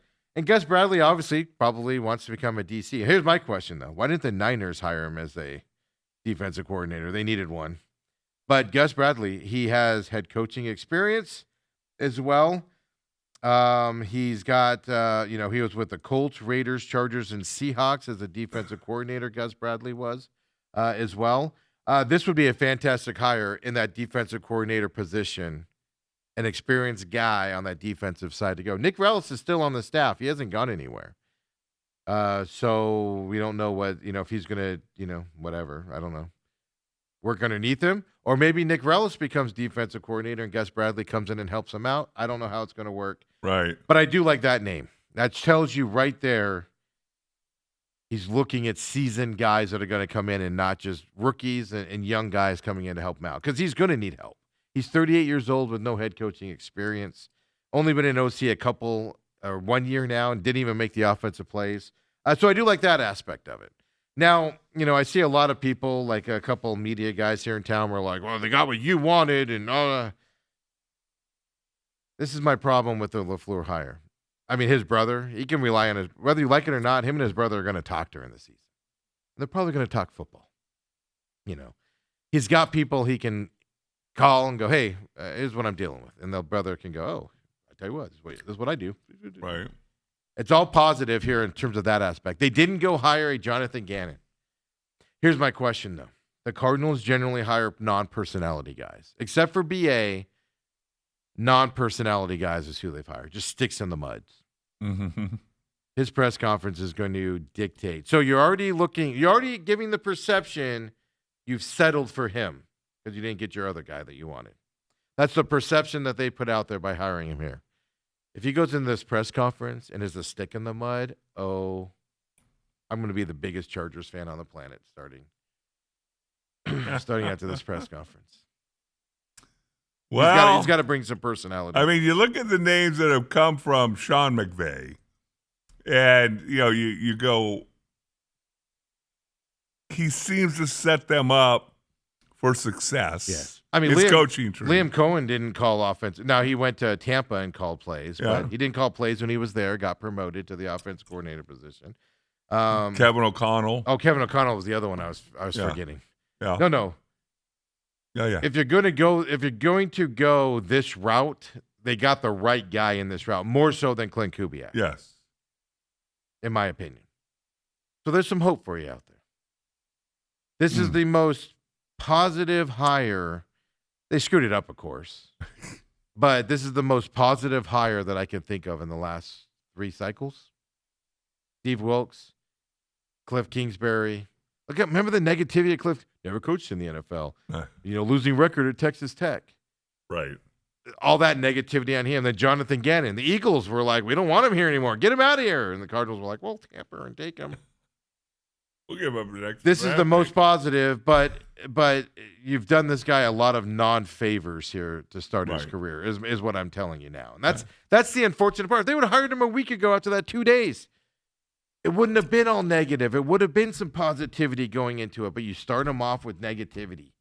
No, because to the normal fan right now, it looks like, we weren't satisfied with what he's telling us. We're going to take one more run at Kubiak, the guy we can't get, and then Kubiak decides I'm going to go with the Raiders. They go, all right, well, we'll take LaFleur. Hey, LaFleur, you still available? Yeah, I guess we'll take you. 5-year deal. We'll have to see what his pay is here coming up and everything. But the bigger thing to pay attention to isn't LaFleur's contract. How much money is going to be out there for assistants and the names you're seeing? If Gus Bradley's in a defensive coordinator, I'm on board with that hire. You're bringing experience in right now. That's what you need. I would even say, even if he is going to call the offensive plays, LaFleur, I would argue he still needs an experienced offensive coordinator to be here to help him out. He can't have another 32, 33, 34-year-old in his first role as offensive coordinators here. I think he's being hired a year early. It's not a bad thing necessarily. Right. But I do think they're hiring him probably a year early. And it's not how much success can you have. It's how, and we learned this with Gannon, it's how do you handle the adversity that hits you in the face? Because adversity hits you in the face in the NFL, whether it be injuries, whether, he's been dealt with that with the Rams the last couple of years. They do get guys hurt and stuff to that effect. But it's how you handle the diversity side. And if you don't experience, you handle adversity a little bit off on that. We saw that with Gannon. So that's going to be the key to me moving forward. Overall, I mean, if you just take all the outside factors of looking like you hired the guy you didn't want, I mean, I'll give this. This is probably the best hire that wasn't a big name out there. In terms of the everybody they interviewed, this is probably the best hire in my eyes roundabout. And that includes Clint Kubiak. Just Clint Kubiak's experience kind of worries me a little bit. I would say, because I've already seen some grades, and there have been a number of people giving them A's. I haven't looked up any grades. Is there really grades? Yeah. Really? I think on the ESPN, they graded him out as an A hire. Really? Yeah. And like I said, I like Clint Kubiak as well. It's just Clint Kubiak's had 5 different jobs in the last 5 years. Right? Was it Saints, and they blew him out and went to Seattle. This just all around with the pedigree, there's some hope here as well. Right. There's hope at least, Cardinals fans. If you ignore what the Cardinals did to this poor kid before they hired him and cut his legs off underneath him. I can see it. He struggled in his first year. Everybody's going to go, yeah, because they wanted Clint Kubiak instead. Yeah, they settled for that guy. Can't do it right. So now it's the other side. So overall, I'd give it an A in terms of who they were interviewing. I'm not going to, obviously you'd rather have a Harbaugh. You'd rather have a Tomlin. You'd rather have a McDermott. But you're not getting those guys. So of who they interviewed and had a chance to get, they got the right guy.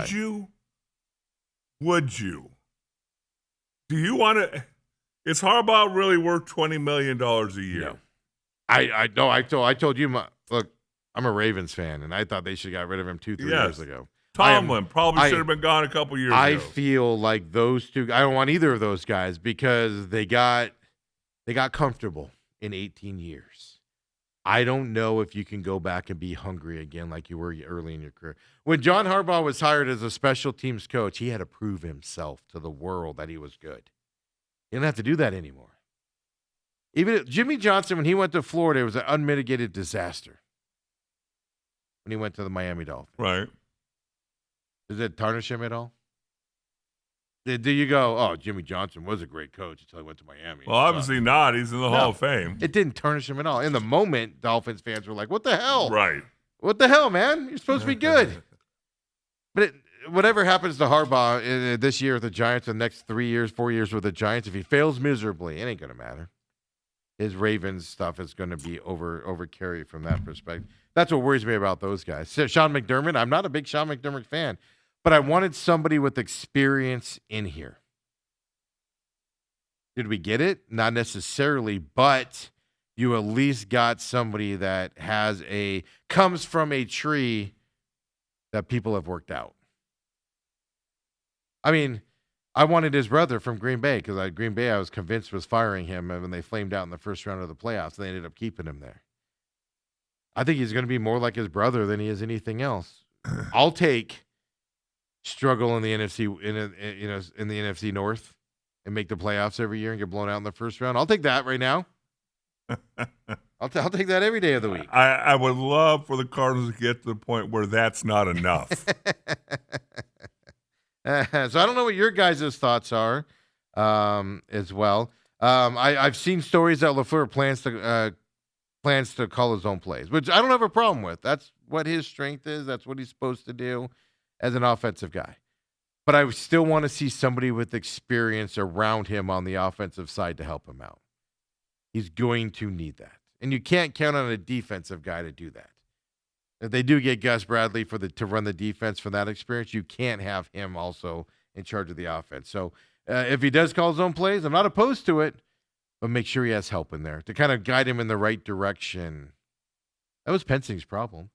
Is Pensing, holding call 5 yards backwards, and then it's 3rd and 12, and or 2nd and 12, or 1st and 12, and all of a sudden he's like 3 straight running plays up the middle because he doesn't know how to deal with it.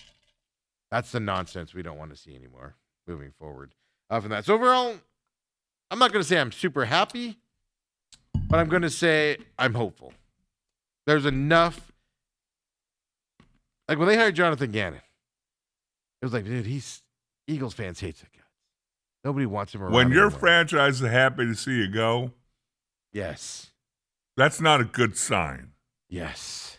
And the term I would use for this is I'm cautiously optimistic. That's a good way of putting it. I'll say this. I think the coaching position is in a better position today than it was during the season. More hope now than you had before, which is all you can ask for. Whereas if they would have hired Vance Joseph, Raheem Morris, anybody else on that 18-person list or whatever it ended up being, wouldn't have given it to you. So they got the guy with the background to come in here with the hope and stuff like that. More importantly, though, Michael Bidwell's been chasing the Sean McVay vibe for a lot of years. That's why Cliff Kingsbury got hired as a head coach, if you don't know. He's the next Sean McVay. Yeah. Young, innovative on Good offense. looking. Yeah. That's why they went and got Cliff Kingsbury. They've been chasing us for a while, so hopefully this works out so we can stop chasing that tree. Seriously. I'm tired of it. Then here's the more important thing here, as we talk about the Cardinals here. They're not that you're going to come in and compete this year with the 49ers, Rams, and Seahawks. Even if they take a step back, you're 9 games from competing with them. But they've been weakened this year in this hiring process, which can't be a bad thing. Let's hope. Let's hope Sean McVay's not sitting there going, I'm glad he's out of the building. I can tell you, I know some people that cover the Rams and are close with the Rams and stuff like that. They wanted him to come back, but they also knew they were going to lose him in the next year or two. Right. Sean McVay looks at it as my job is to get you promoted and move out there. I'm more interested in how, like, the Seahawks losing Kubiak, because he draws up some amazing plays up there. He obviously brought Sam Darnold. How's Sam Darnold working with another coach? Third coach in a row coming in here, working with them, right? Defensive coordinator, Robert Saleh, as great as a defensive coordinator that he is, how does Raheem Morris come in and kind of counteract that? Now, I don't know if the Niners got weaker, in terms of the defense coordinator, but, you've made some changes happen, which can affect these teams. So maybe you're not, like I said, you're not going to overtake them, I don't think, in your first year. So now there's tons of questions, right? Is one, assistants. I want to see experience on the assistant side, period, end of story. Quarterback situation. Well, that to me, that's the number one thing as far as what is his view of the quarterback situation. Because I was everything. By the way, I think I'll give a little shout out to the Cardinals that they kept this really close to the vest. There are not a whole lot of leaks. There wasn't a whole lot of. Nope. I mean, they even interviewed a couple people that nobody even knew they interviewed. It's even worse than that. They had so it came out like 2 weeks after they interviewed him, Ron Rivera. Yes. And then you find out it was a 7-hour interview with Ron Rivera. Right.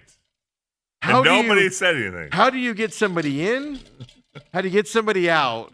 And have a 7-hour interview with somebody and that not get out? That's the thing. That's part of the criticism of the Cardinals, though, but that's my point, though. That's what makes this look bad.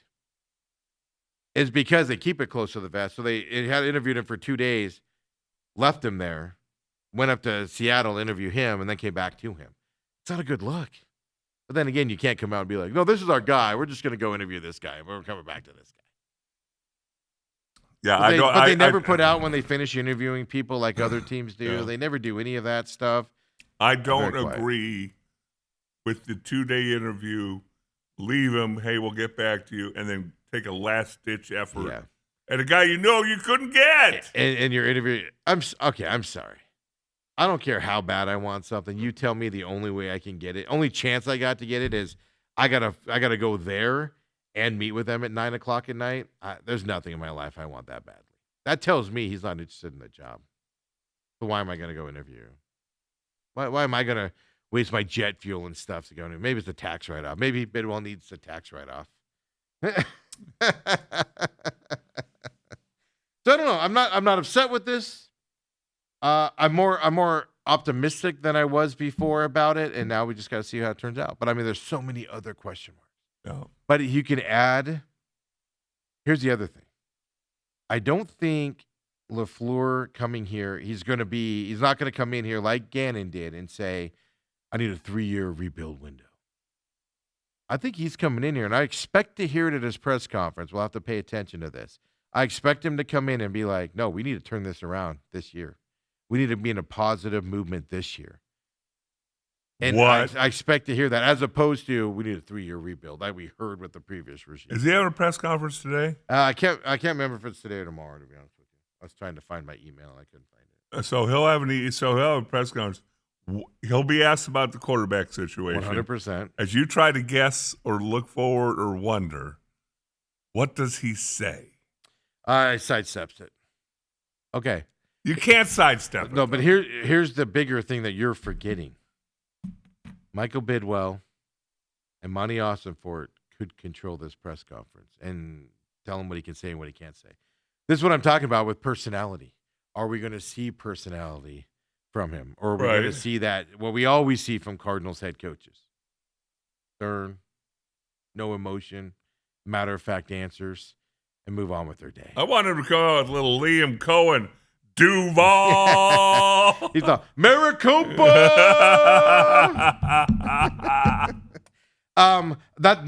This is what we want to see. If we see the standard stoic coach speak answers, I'm going to go negative. If he goes in there with personality, he's not going to go, "I want Kyler Murray here." You're not going to hear that. Because the thing we don't know, has the organization turned the door on Kyler Murray? You might not have a choice in that. And he's not going to say that in a press conference. But do you think the Cardinals hire a coach who is not in lockstep with whatever they've decided about Kyler Murray? Oh, that'd be Like but wouldn't that be the most Cardinals thing to do? Yeah, No, you should not. As I was saying that out loud, I'm like, oh. Is that not the Cardinals thing to do? No, they hired somebody that Monty, Michael, and that coach are on the same thing. Okay, Kyler's leaving us this year. Right. It's Jacoby, and then let's go get another veteran guy in here. Or maybe Jimmy G's available. I don't know. Go get Jimmy G because he's worked with him before. I don't know if he is or not. Hey, we might be able to get Malik Willis in here. Okay, well, great. He works with my brother. Let me call Green Bay and find out. Let's get some insight on this guy or whatever. You got all of that stuff you could go to and whatnot, but they better be on the same page because I have a bad feeling like you there, where I could see it where he's like, "I want Kyler here," and the Cardinals are like, "Yeah, we're not. Kyler's not coming back." We're releasing Kyler before his contract. Well, we're going to find out because they have to release him by March, or else they pay him that guaranteed money. They're $36 million no matter what to Kyler Murray. Right. Keep him or get rid of him. It's more expensive if you keep him, obviously. Yes. Or if you keep him after that New Year date in March, then it gets even more expensive, and you're pretty much stuck with him at that point. So it's going to be interesting to see. But by sidestep, I mean he's going to answer it in a way. I could see him saying, we're gonna go sit down. We're gonna talk about every player on this team. There's a lot of talent here. There's a lot of talent on this roster. I'm looking forward to it, getting this talent up and running. I'm looking at meeting every player on this team and then deciding how we're moving forward. Like that answer is sidestepping it, but still addressing it. Yeah, that's what I'm talking about. I expect that type of an answer. If he comes out and goes, "Kyler Murray's my guy," I've already spoken to Kyler Murray. I hope I'm not driving when this happens because I might crash. I might fall over. That would shock me. Yeah. If the Cardinals were smart. Now, we don't know. Kyler Murray might have just, given the Cardinals 2 middle fingers himself. Yeah, he might have alienated himself so bad that they can't bring him back. But they would make that known in interviews. yes. All right, what are you going to do with this team? Yes. Kyler Murray is gone the first week in March. Yeah. How do you proceed from there? Yeah. Do you have Kyler Murray's number? I suggest you lose it because you're not going to be talking to him. No, that's what the press conference is going to be. There's a lot of pressure here on this press conference for those reasons. You're going to literally, you say I'm a read between the lines kind of guy, and I am. Body language and how you answer that. Not just him, Monty, Michael. How is that addressed? How's the quarterback situation addressed? It's going to be the most paid attention to thing that you could see. Watch all three of them have a different answer. And Michael's like the owner of the Bills. Actually, let me interject on that here, and then just throw your GM under the bus. Jonathan Gannon really wanted to keep Kyler around. We were ready to cut him. So that's the news over the weekend. You've hurt the NFC West. I think Seattle's getting hurt, I think, immensely more than people will realize going into this move. And then, of course, a Rams. McVay's still there, so it's not like you're going to be like, oh, the Rams are all of a sudden going to win 8 games. I don't think that's the case, but can you get closer to them with these moves in the offseason? It's kind of the question that you're looking at from that side. But then also, Dale, we know I've been telling you for a while that the NFL is going to 18 games coming up here. Their CBA expires in 2030. They're going to go to 18 games, 2 bye weeks. And then the 18th game is going to be an international game. We've already moved there. There was record number, 5 international games in 2025? At least. I don't look here. Right now we have 7 international games for this upcoming year, as of right now. They announced over the weekend Madrid is back into play, 3-year deal for that, multi-year partnership with Madrid. London, UK, they're still going to have those 3 games coming up. They're going back to Munich. They're going back to Rio down there in Brazil as well. Now you got Melbourne, Australia also in the international mix right now. That's a little hop, skip, and a jump. Yeah. Good luck with that, those 2 teams. So we're seeing more and more. They're setting this up for the 18-game schedule coming our way, and every team will have an international game coming up. And then we're not talking international game. Mexico City is not easy to get to, which the Cardinals have been to before. That's a 9-hour flight, 10-hour flight to get down to there. But it isn't Melbourne. It ain't Rio. It ain't Munich. It ain't Madrid. So that is announced out there. I just watched the Royal Rumble happen in Saudi Arabia, and the crowd was into it. It was a lesser crowd, and it just felt off watching it there. It just did. You could tell. The fan base that built up the sport, it wasn't there. We're coming to the day where there's going to be a Super Bowl overseas, and it's just that when that day happens, I think is when you might start seeing people turn their back on the NFL a little bit. Well, I don't think that's going to happen in our lifetime. No, it's coming in the next CBA. No. I'll bet you another dinner at Steak 44. Well, when we're both dead, we have Steak 44 in heaven. I'll come up to heaven and visit you, and we'll go to Steak 44. Oh, wow. We're just moving that way, folks. Raiders got Clint Kubiak. They can't announce that until afterwards, but all signs point to him going there as well. So all coaching hires are done. Yep. I don't know if that's good or bad. Well, the last thing I want to talk about on the NFL before we take our break, because folks, this is not. I try not to. I'm a negative guy in terms of I look at things a little bit slanted from that perspective. I'm not all roses all the time. But this quite possibly could be the worst thing possible for not just NFL fans, but sports fans in general. The ESPN's purchase of the NFL Network and those other digital assets, the Red Zone and stuff like that, it's been finalized. Government regulators approved that transaction over the weekend. This means that the ESPN has the NFL Network, NFL Fantasy stuff, the Red Zone channel, as well. And then the NFL is getting a 10% stake in ESPN. So what we're going to see here, predict it now, what we're going to see coming up here is more bad pregame stuff, which we already see from ESPN. We're going to see more bad in-game stuff, more bad announcing, more bad. They're the least progressive in terms of their television stuff. Amazon's doing new stuff, right? Netflix does new stuff. ESPN just does the same old, right, all the time. But also with the NFL buying 10% of ESPN, what you're also going to see is, has anybody seen the NFL Network lately? It's been trash pretty much since it came out. It's been garbage. It hasn't been good. Okay. For the most part.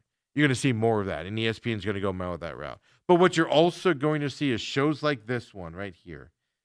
It's going to get even more and more and more. It's already really restrictive what we can show and do. It's going to become even more and more restrictive because the NFL and ESPN are going to make all of their football programming go through ESPN, meaning podcasts have to be sanctioned by the NFL.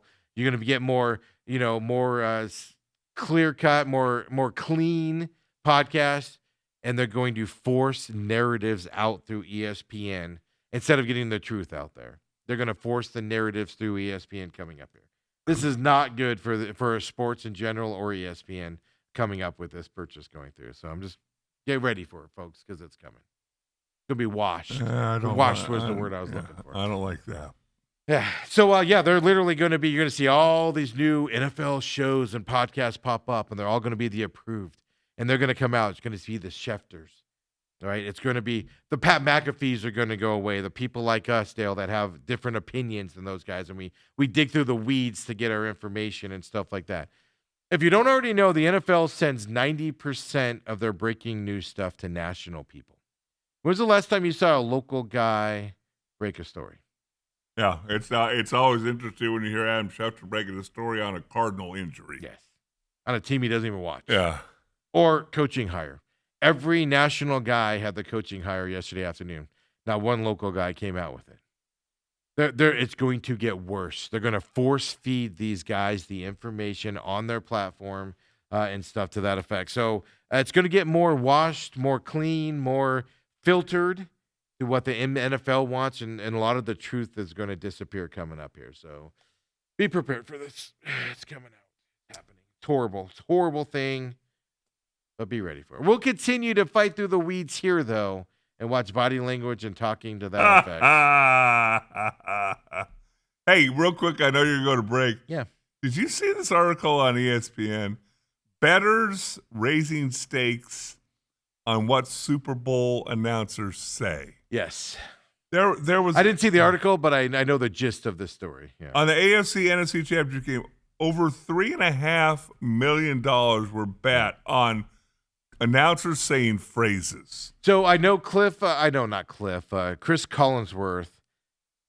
I don't remember the odds now, but it was something like a 65% chance that he'll mention Patrick Mahomes in the telecast on Sunday. Well, in the AFC Championship game, Jim Nantz, Tony Romo, there's a $400,000 riding on whether they would say the word honor during the game. And that bet was from Tony Romo, where he's like, I'm going to say honor. Well, I wondered, I used to broadcast a lot of football games. If I'm reading articles and going, yeah, I'm going, hey, Stevie, yeah, I promise you I'm going to say honor at some point.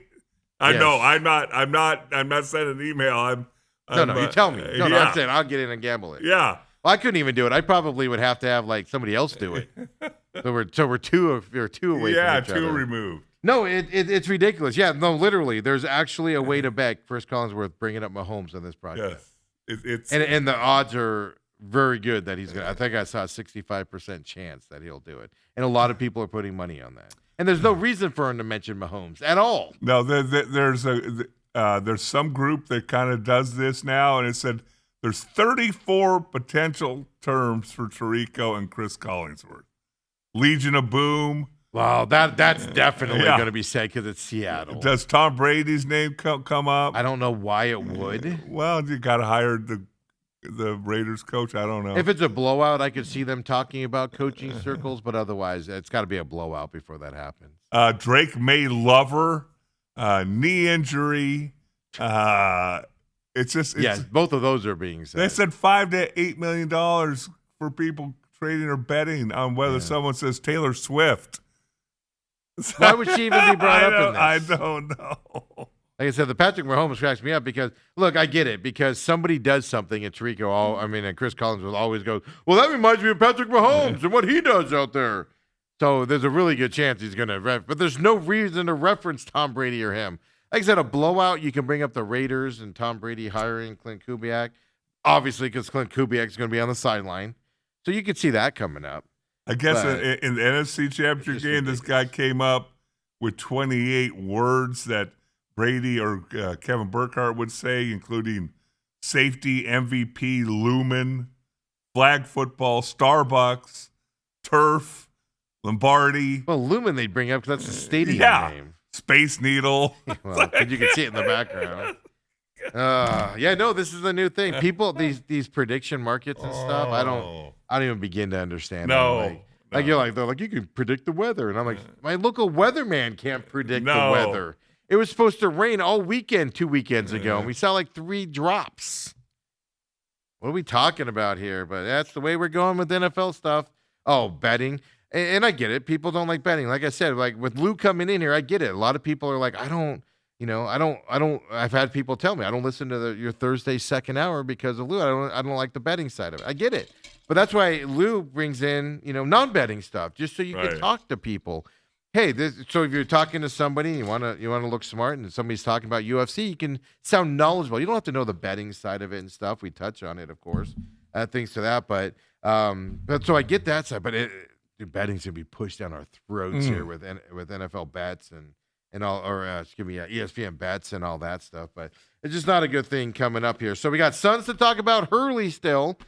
And, folks, I've got a baseball stat for you. I tell you what, we'll come back and hit up that baseball stat right now. Suarez going to the Reds, $15 million. Going to be primarily the DH there for the Reds.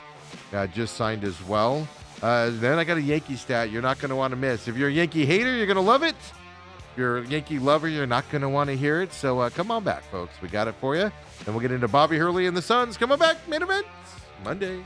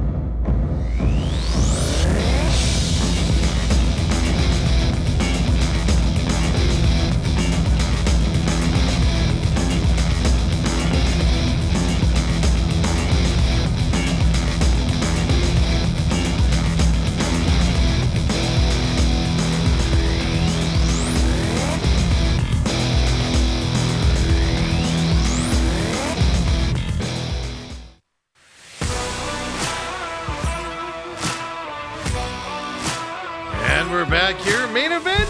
Having some fun. Don't forget, text us 623-252-6670. Hit us up on X as well at TME Sports Show. Whether you're catching us live here at Robat TV, on demand later on in the day, of course, at Robat TV, the YouTube channel as well, and then your favorite podcast system, Apple, Google Fi, iHeart, Spotify, all of those, even the ones I made up. Of course, like and subscribe them. But if you're catching us, message us anytime as well. We'll definitely see them and talk about them out there as well. And before we get into basketball here, Dale, this is an interesting deal because the Yankees have been in an unexpected losing streak, right? That they've, unfortunately They go through these types of deals. If you think Yankees and listen to Yankees fans, they just win constantly and all of that stuff out there. Well, Major League Baseball reliever David Robertson retired over the weekend. Okay. He was a 2009 World Series champion with the New York Yankees as well. He announced his retirement on Friday. David Robertson retired, Dale. Why is that important? For just the second, you're not going to guess it. So I'm just gonna tell you. For just the second time since the Yankees won a title back in 1923. Not one single active player for the Yankees has won a World Series, a ring. Second time since 1923. Nobody on the team has won a ring. Think about that. We're over 100 years. We're 103 years into this. And it's only happened twice where nobody on the team has won a ring. Isn't that amazing? Steve, I like it when you're more busy on weekends. Here's what, these weird stats? Yeah. Till I come up with these What's weird the stats? guy's name who retired? David Robertson. It's not about David Robertson, though. Here's the other thing. If I told you from 1923 to today, it's only happened twice. Forget about this year, obviously. 2026, it's happened again. When was the first time it happened? 1923, 2026. What's the only other time nobody on the Yankees had a ring on the active roster? That's a lot of years to choose from. Do, 70s. Nope. The year of the Cowboys and Steve McCollum's high school graduation. 1995. Oh, so now that's how we're putting it together? That's how we're ranking them together. You guys won your last Super Bowl? All because I graduated high school. 1995. So from 1923 to 1995, somebody on the active Yankees roster always had a ring. And now it's happened twice since 95. Well, maybe that'll be a good thing for him. The Yankees, I can't believe this. The Yankees have gone 16 years without winning a World Series. Obviously, they made it a few years ago and lost, but Right. it is one year shy of their longest drought ever, 1979 to 95. So even 79 to 94, somebody on that team had a ring. You know, could be from other From teams. another team. But isn't that amazing? And then 95, they didn't as well. And then, of course, they won it that year. So, yeah. Oh, yeah. That doesn't include before they won a championship in 23. They were around for 20, 21 years before that as well. So, yeah. So, the last time they've won is 2009. 10 teams have won a title since that 2009 Yankees win 16 years ago. Obviously, the Dodgers have won it 3 times. COVID year and then twice now. Astros won it a couple times. Red Sox won it a couple times. We know the Rangers have won it because they beat the Diamondbacks that year. I'm going to give you all the teams, and then one surprises me here. Braves, Nationals, Royals, Cubs, and Cardinals are the other teams there. I'm forgetting one team in this list. And this team has won it 3 times since 2009. Gail, name that team. 3 times. And you're not going to be able to come up with it because I couldn't come up with it. 3 times they've won it since 2009. Who were the teams that you mentioned? Dodgers have also won Yeah. it 3 times. Yeah, Astros twice, Red Sox twice. Then you got Rangers, Braves, Nationals, Royals, Cubs, and Cardinals. This team has won it 3 times since the Yankees won it in 2009. Not the Red Sox. Nope, they've only won it twice. You're not gonna. It's gonna blow your mind when I tell you. Toronto? Nope, the Toronto's never won it. This year was the best year to win it. Don't know. Marlins. Marlins. The Giants. Oh, San Francisco Giants you have won it 3 forgot times about since that. 2009. Yeah, you never would have got. I forgot about the Royals. You know, I knew they'd gotten there. I forgot they won it. Nationals, I forgot they'd won it. Braves, I actually forgot they'd won it one time because they usually don't. But yeah, Giants. Not only have the Giants won a World Series, which we know they have, but 3 times since 2009. blew my mind. Blew my mind that you don't remember it. It doesn't stick out in your brain and all that they do. Fascinating. But then you what they think did. back, Mad Bomb, and They had some good years. yeah. Yeah, that's the thing. Every other team I name, you're like, oh, yeah, Nationals won it. All right, I vaguely remember that. Royals, all right, I vaguely remember that. If you would have said Giants won it once, you'd be like, yeah, okay, that makes sense. Right. But 3 times. It was since every odd 2009. year, I think. For a while, though, that's what it was. Those 3. Yeah. It's like they win it, and then they wouldn't, then they win it, then they wouldn't. It's just fascinating numbers there. But there's your baseball history there as pitchers and catchers are getting ready to report. And Dale, are you ready? Here comes all the talk about we gotta ramp up to the season. The 162 is a long game. I thought we gotta that get they these said guys that prepared. I thought they said they were looking at their spring training. They're going to differ. We're going to find out if they're truthful. I don't know, but they also came out. Did you see this over the weekend? Derek Hall's out there doing his stuff. And I like Derek Hall. I really do. He runs the program. He runs it well. It's a distinguished organization under his leadership and stuff. But also at the same time, I'm going to make fun of him. Every year like clockwork. Yeah, we lost money last year. We're poor. We got to improve the roster. We have no money. We lose all the time. We have no money. Breaking out the can while he's talking. Anybody got any donations for the poor Diamondbacks? We're poor. We have no money. We lost money again last year. So they haven't changed that. They did that over the weekend. I wanted to vomit watching that stuff. I wanted to just vomit all over the place. The other thing I want to vomit about, Dale, Uh-oh. Bobby Hurley. ASU, number 1 Arizona, battling it out on Saturday at noon. I had Royal Rumble on. I had the ASU game on. At the same time, it was like beautiful. I'm all, beautiful first half. Ugly first half by Arizona. They couldn't shoot right. 0 for 5 from 3, which they're not a three-point shooting team to begin with, but they were struggling playing defense. 38-38 ball game at halftime. Can you explain one thing to me before you get into your Bobby Hurley Yeah. rant? How was James Harden at this game, but yet he sat out last night for personal reasons? I was going to bring that up. Well, he partied too hard with Jordan Tyson. Harden can't hang with the college kids no more. Yeah, that is an absolute. Look, I'm going to preface this by saying, if he does have a personal issue and a family stuff, I hope the best for him. Right. But why? But it's a terrible look. It's the day before. It's a terrible look. Yeah, no, it's a terrible look. Terrible. And they didn't announce he was out for personal reasons until yesterday morning. He woke up with a headache, folks. He went out Jordan Tyson and Cam Scattaboo. Yeah, good hang with him. Because Scattaboo was at the game too, wasn't he? Oh yeah, Scattaboo though was at the baseball celebrity baseball game on Sunday, so we know there were signs of life of him there. I mean, I wish if there is a personal issue, I do hope that it's obviously we don't want anything bad like that, but it is a bad look. Yes, it is a bad look. All right, I'm sorry. Go back. No, to you're the good. game. Yeah, you're good. Go back to your hero. Arizona, struggled in the first half. Their length was something that you could tell. The story of today's basketball message is length. You can't teach it. But if you got it, it's amazing because Arizona has more length than Arizona State does. They struggled against that length in the paint. It was something like 50 points they scored, Arizona, in the paint. Arizona State only scored like 22 points in the paint in that game.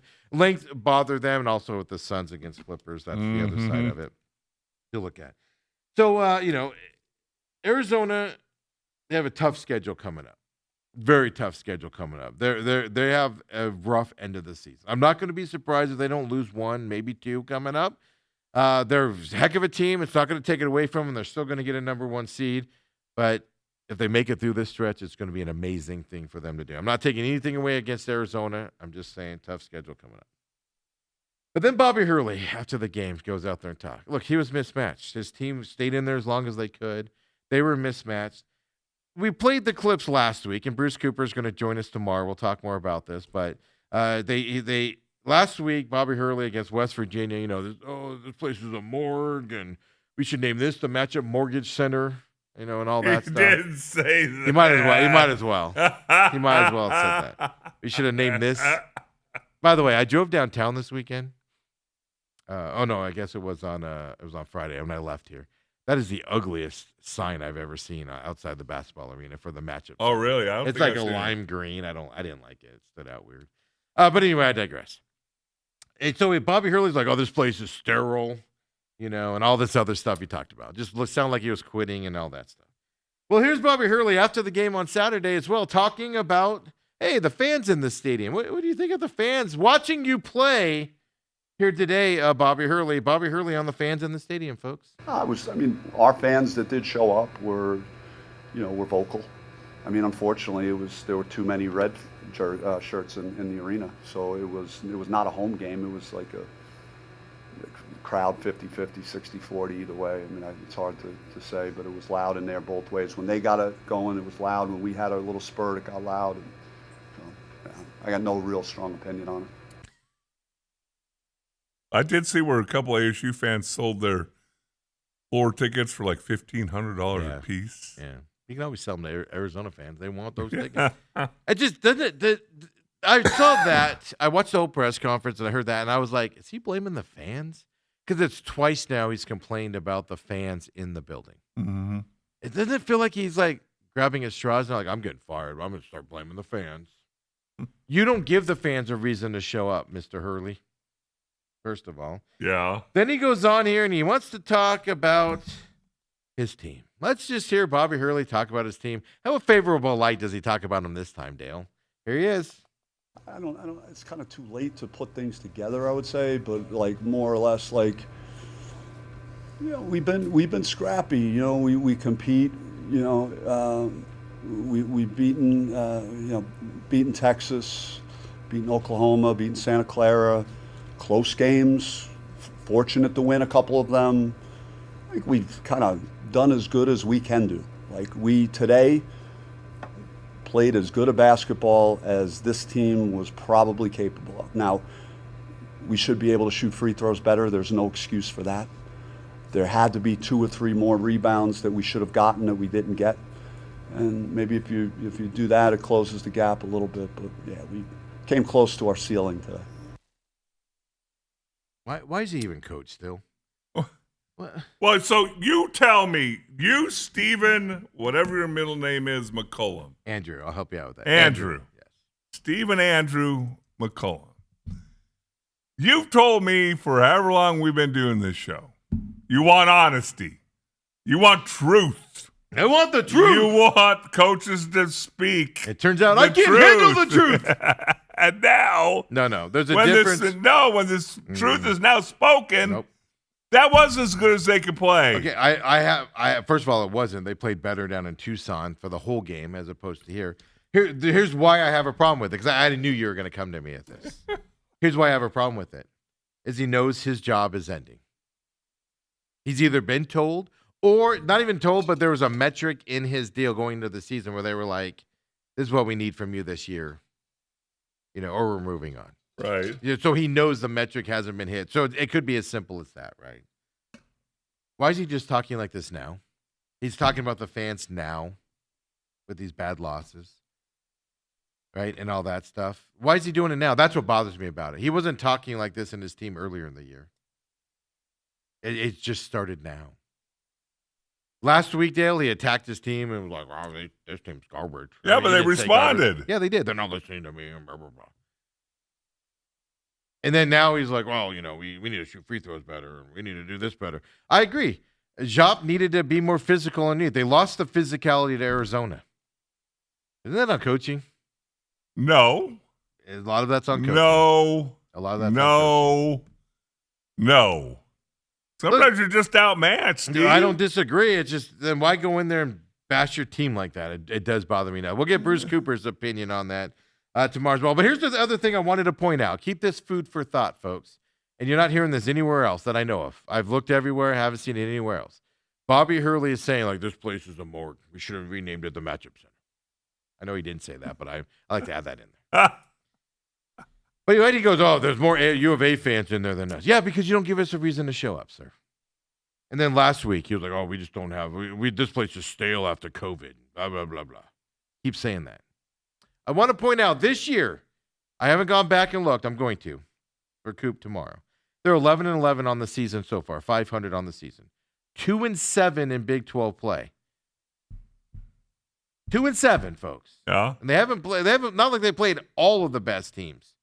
I get 4 of those losses, 2 against Arizona, 1 against BYU, 1 against Houston, all on the road, except for last Saturday. I get it. 4 losses on that. We're coming regardless of how they played.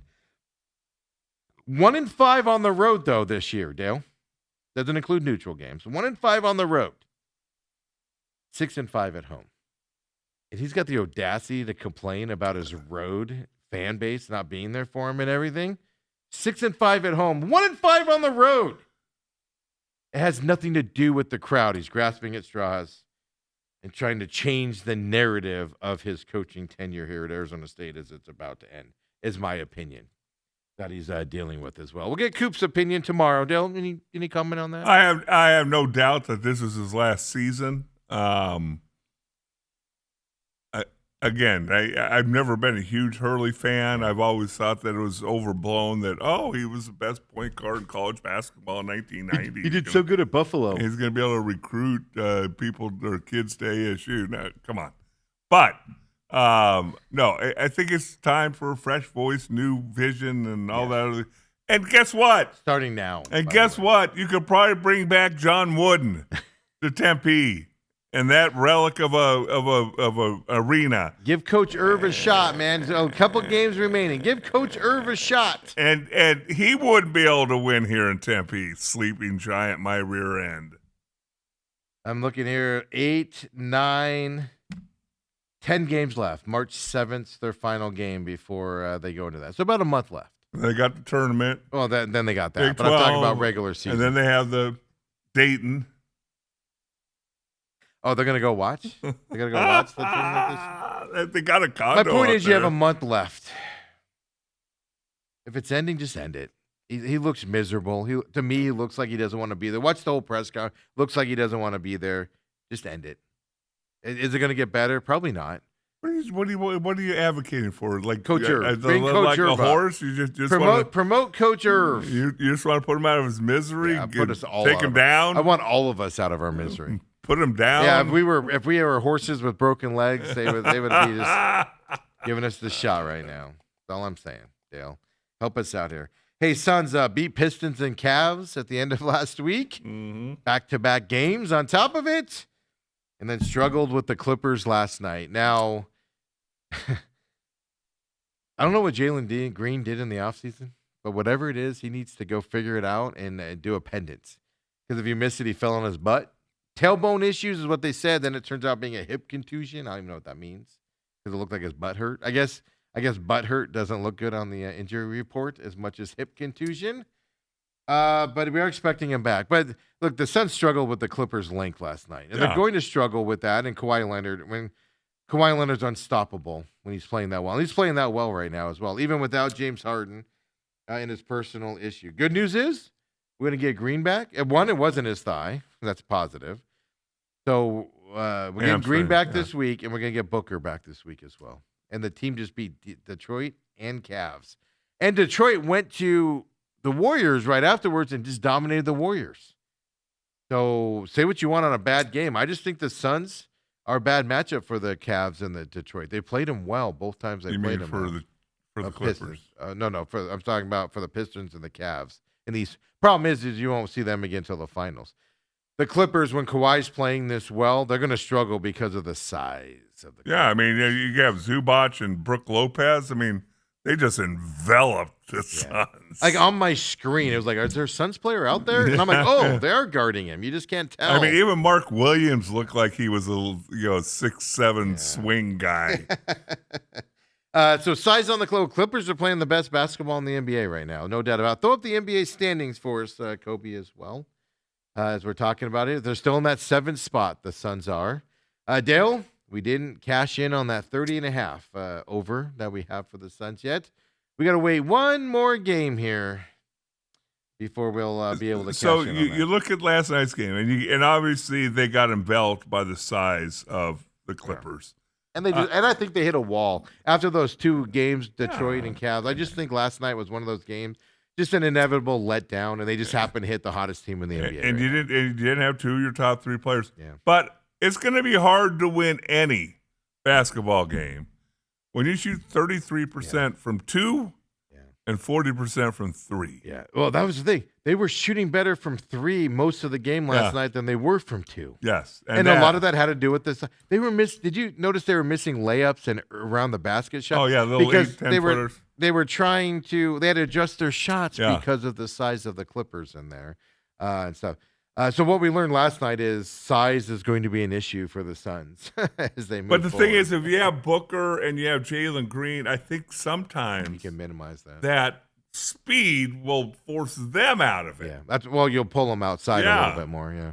But Because when you're it's a shooting, loss. if you're shooting as bad as you are, they didn't have to No. pull them out of the paint and stuff because they were like, I don't care, shoot it from out there. You're shooting terrible from out there. I don't you care. finished 2-1 against 3 really good basketball teams. But more importantly, when you look at that, you beat 2 of the best teams in the Yes. East and struggled against the hottest team in the Back West. You'll to take back. that every day because we thought they were losing to Detroit and the Cavs and then beating the Clippers. So reverse it, right? We'll take that any day of the week.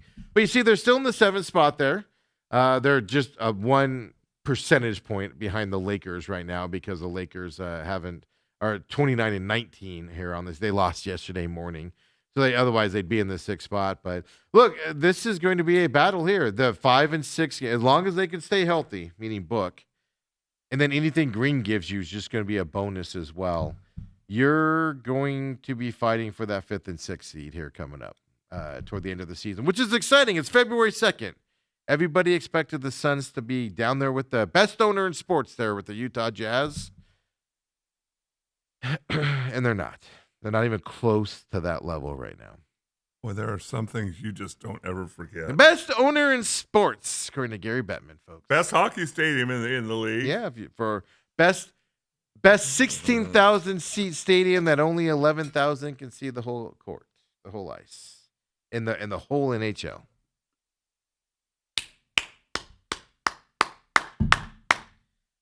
So Suns, look, day off here, of course. They need some rest, but they're going to get both those guys back. They go to the Trailblazers tomorrow night. First road game and one of the few road games here over the next month as well. Yeah.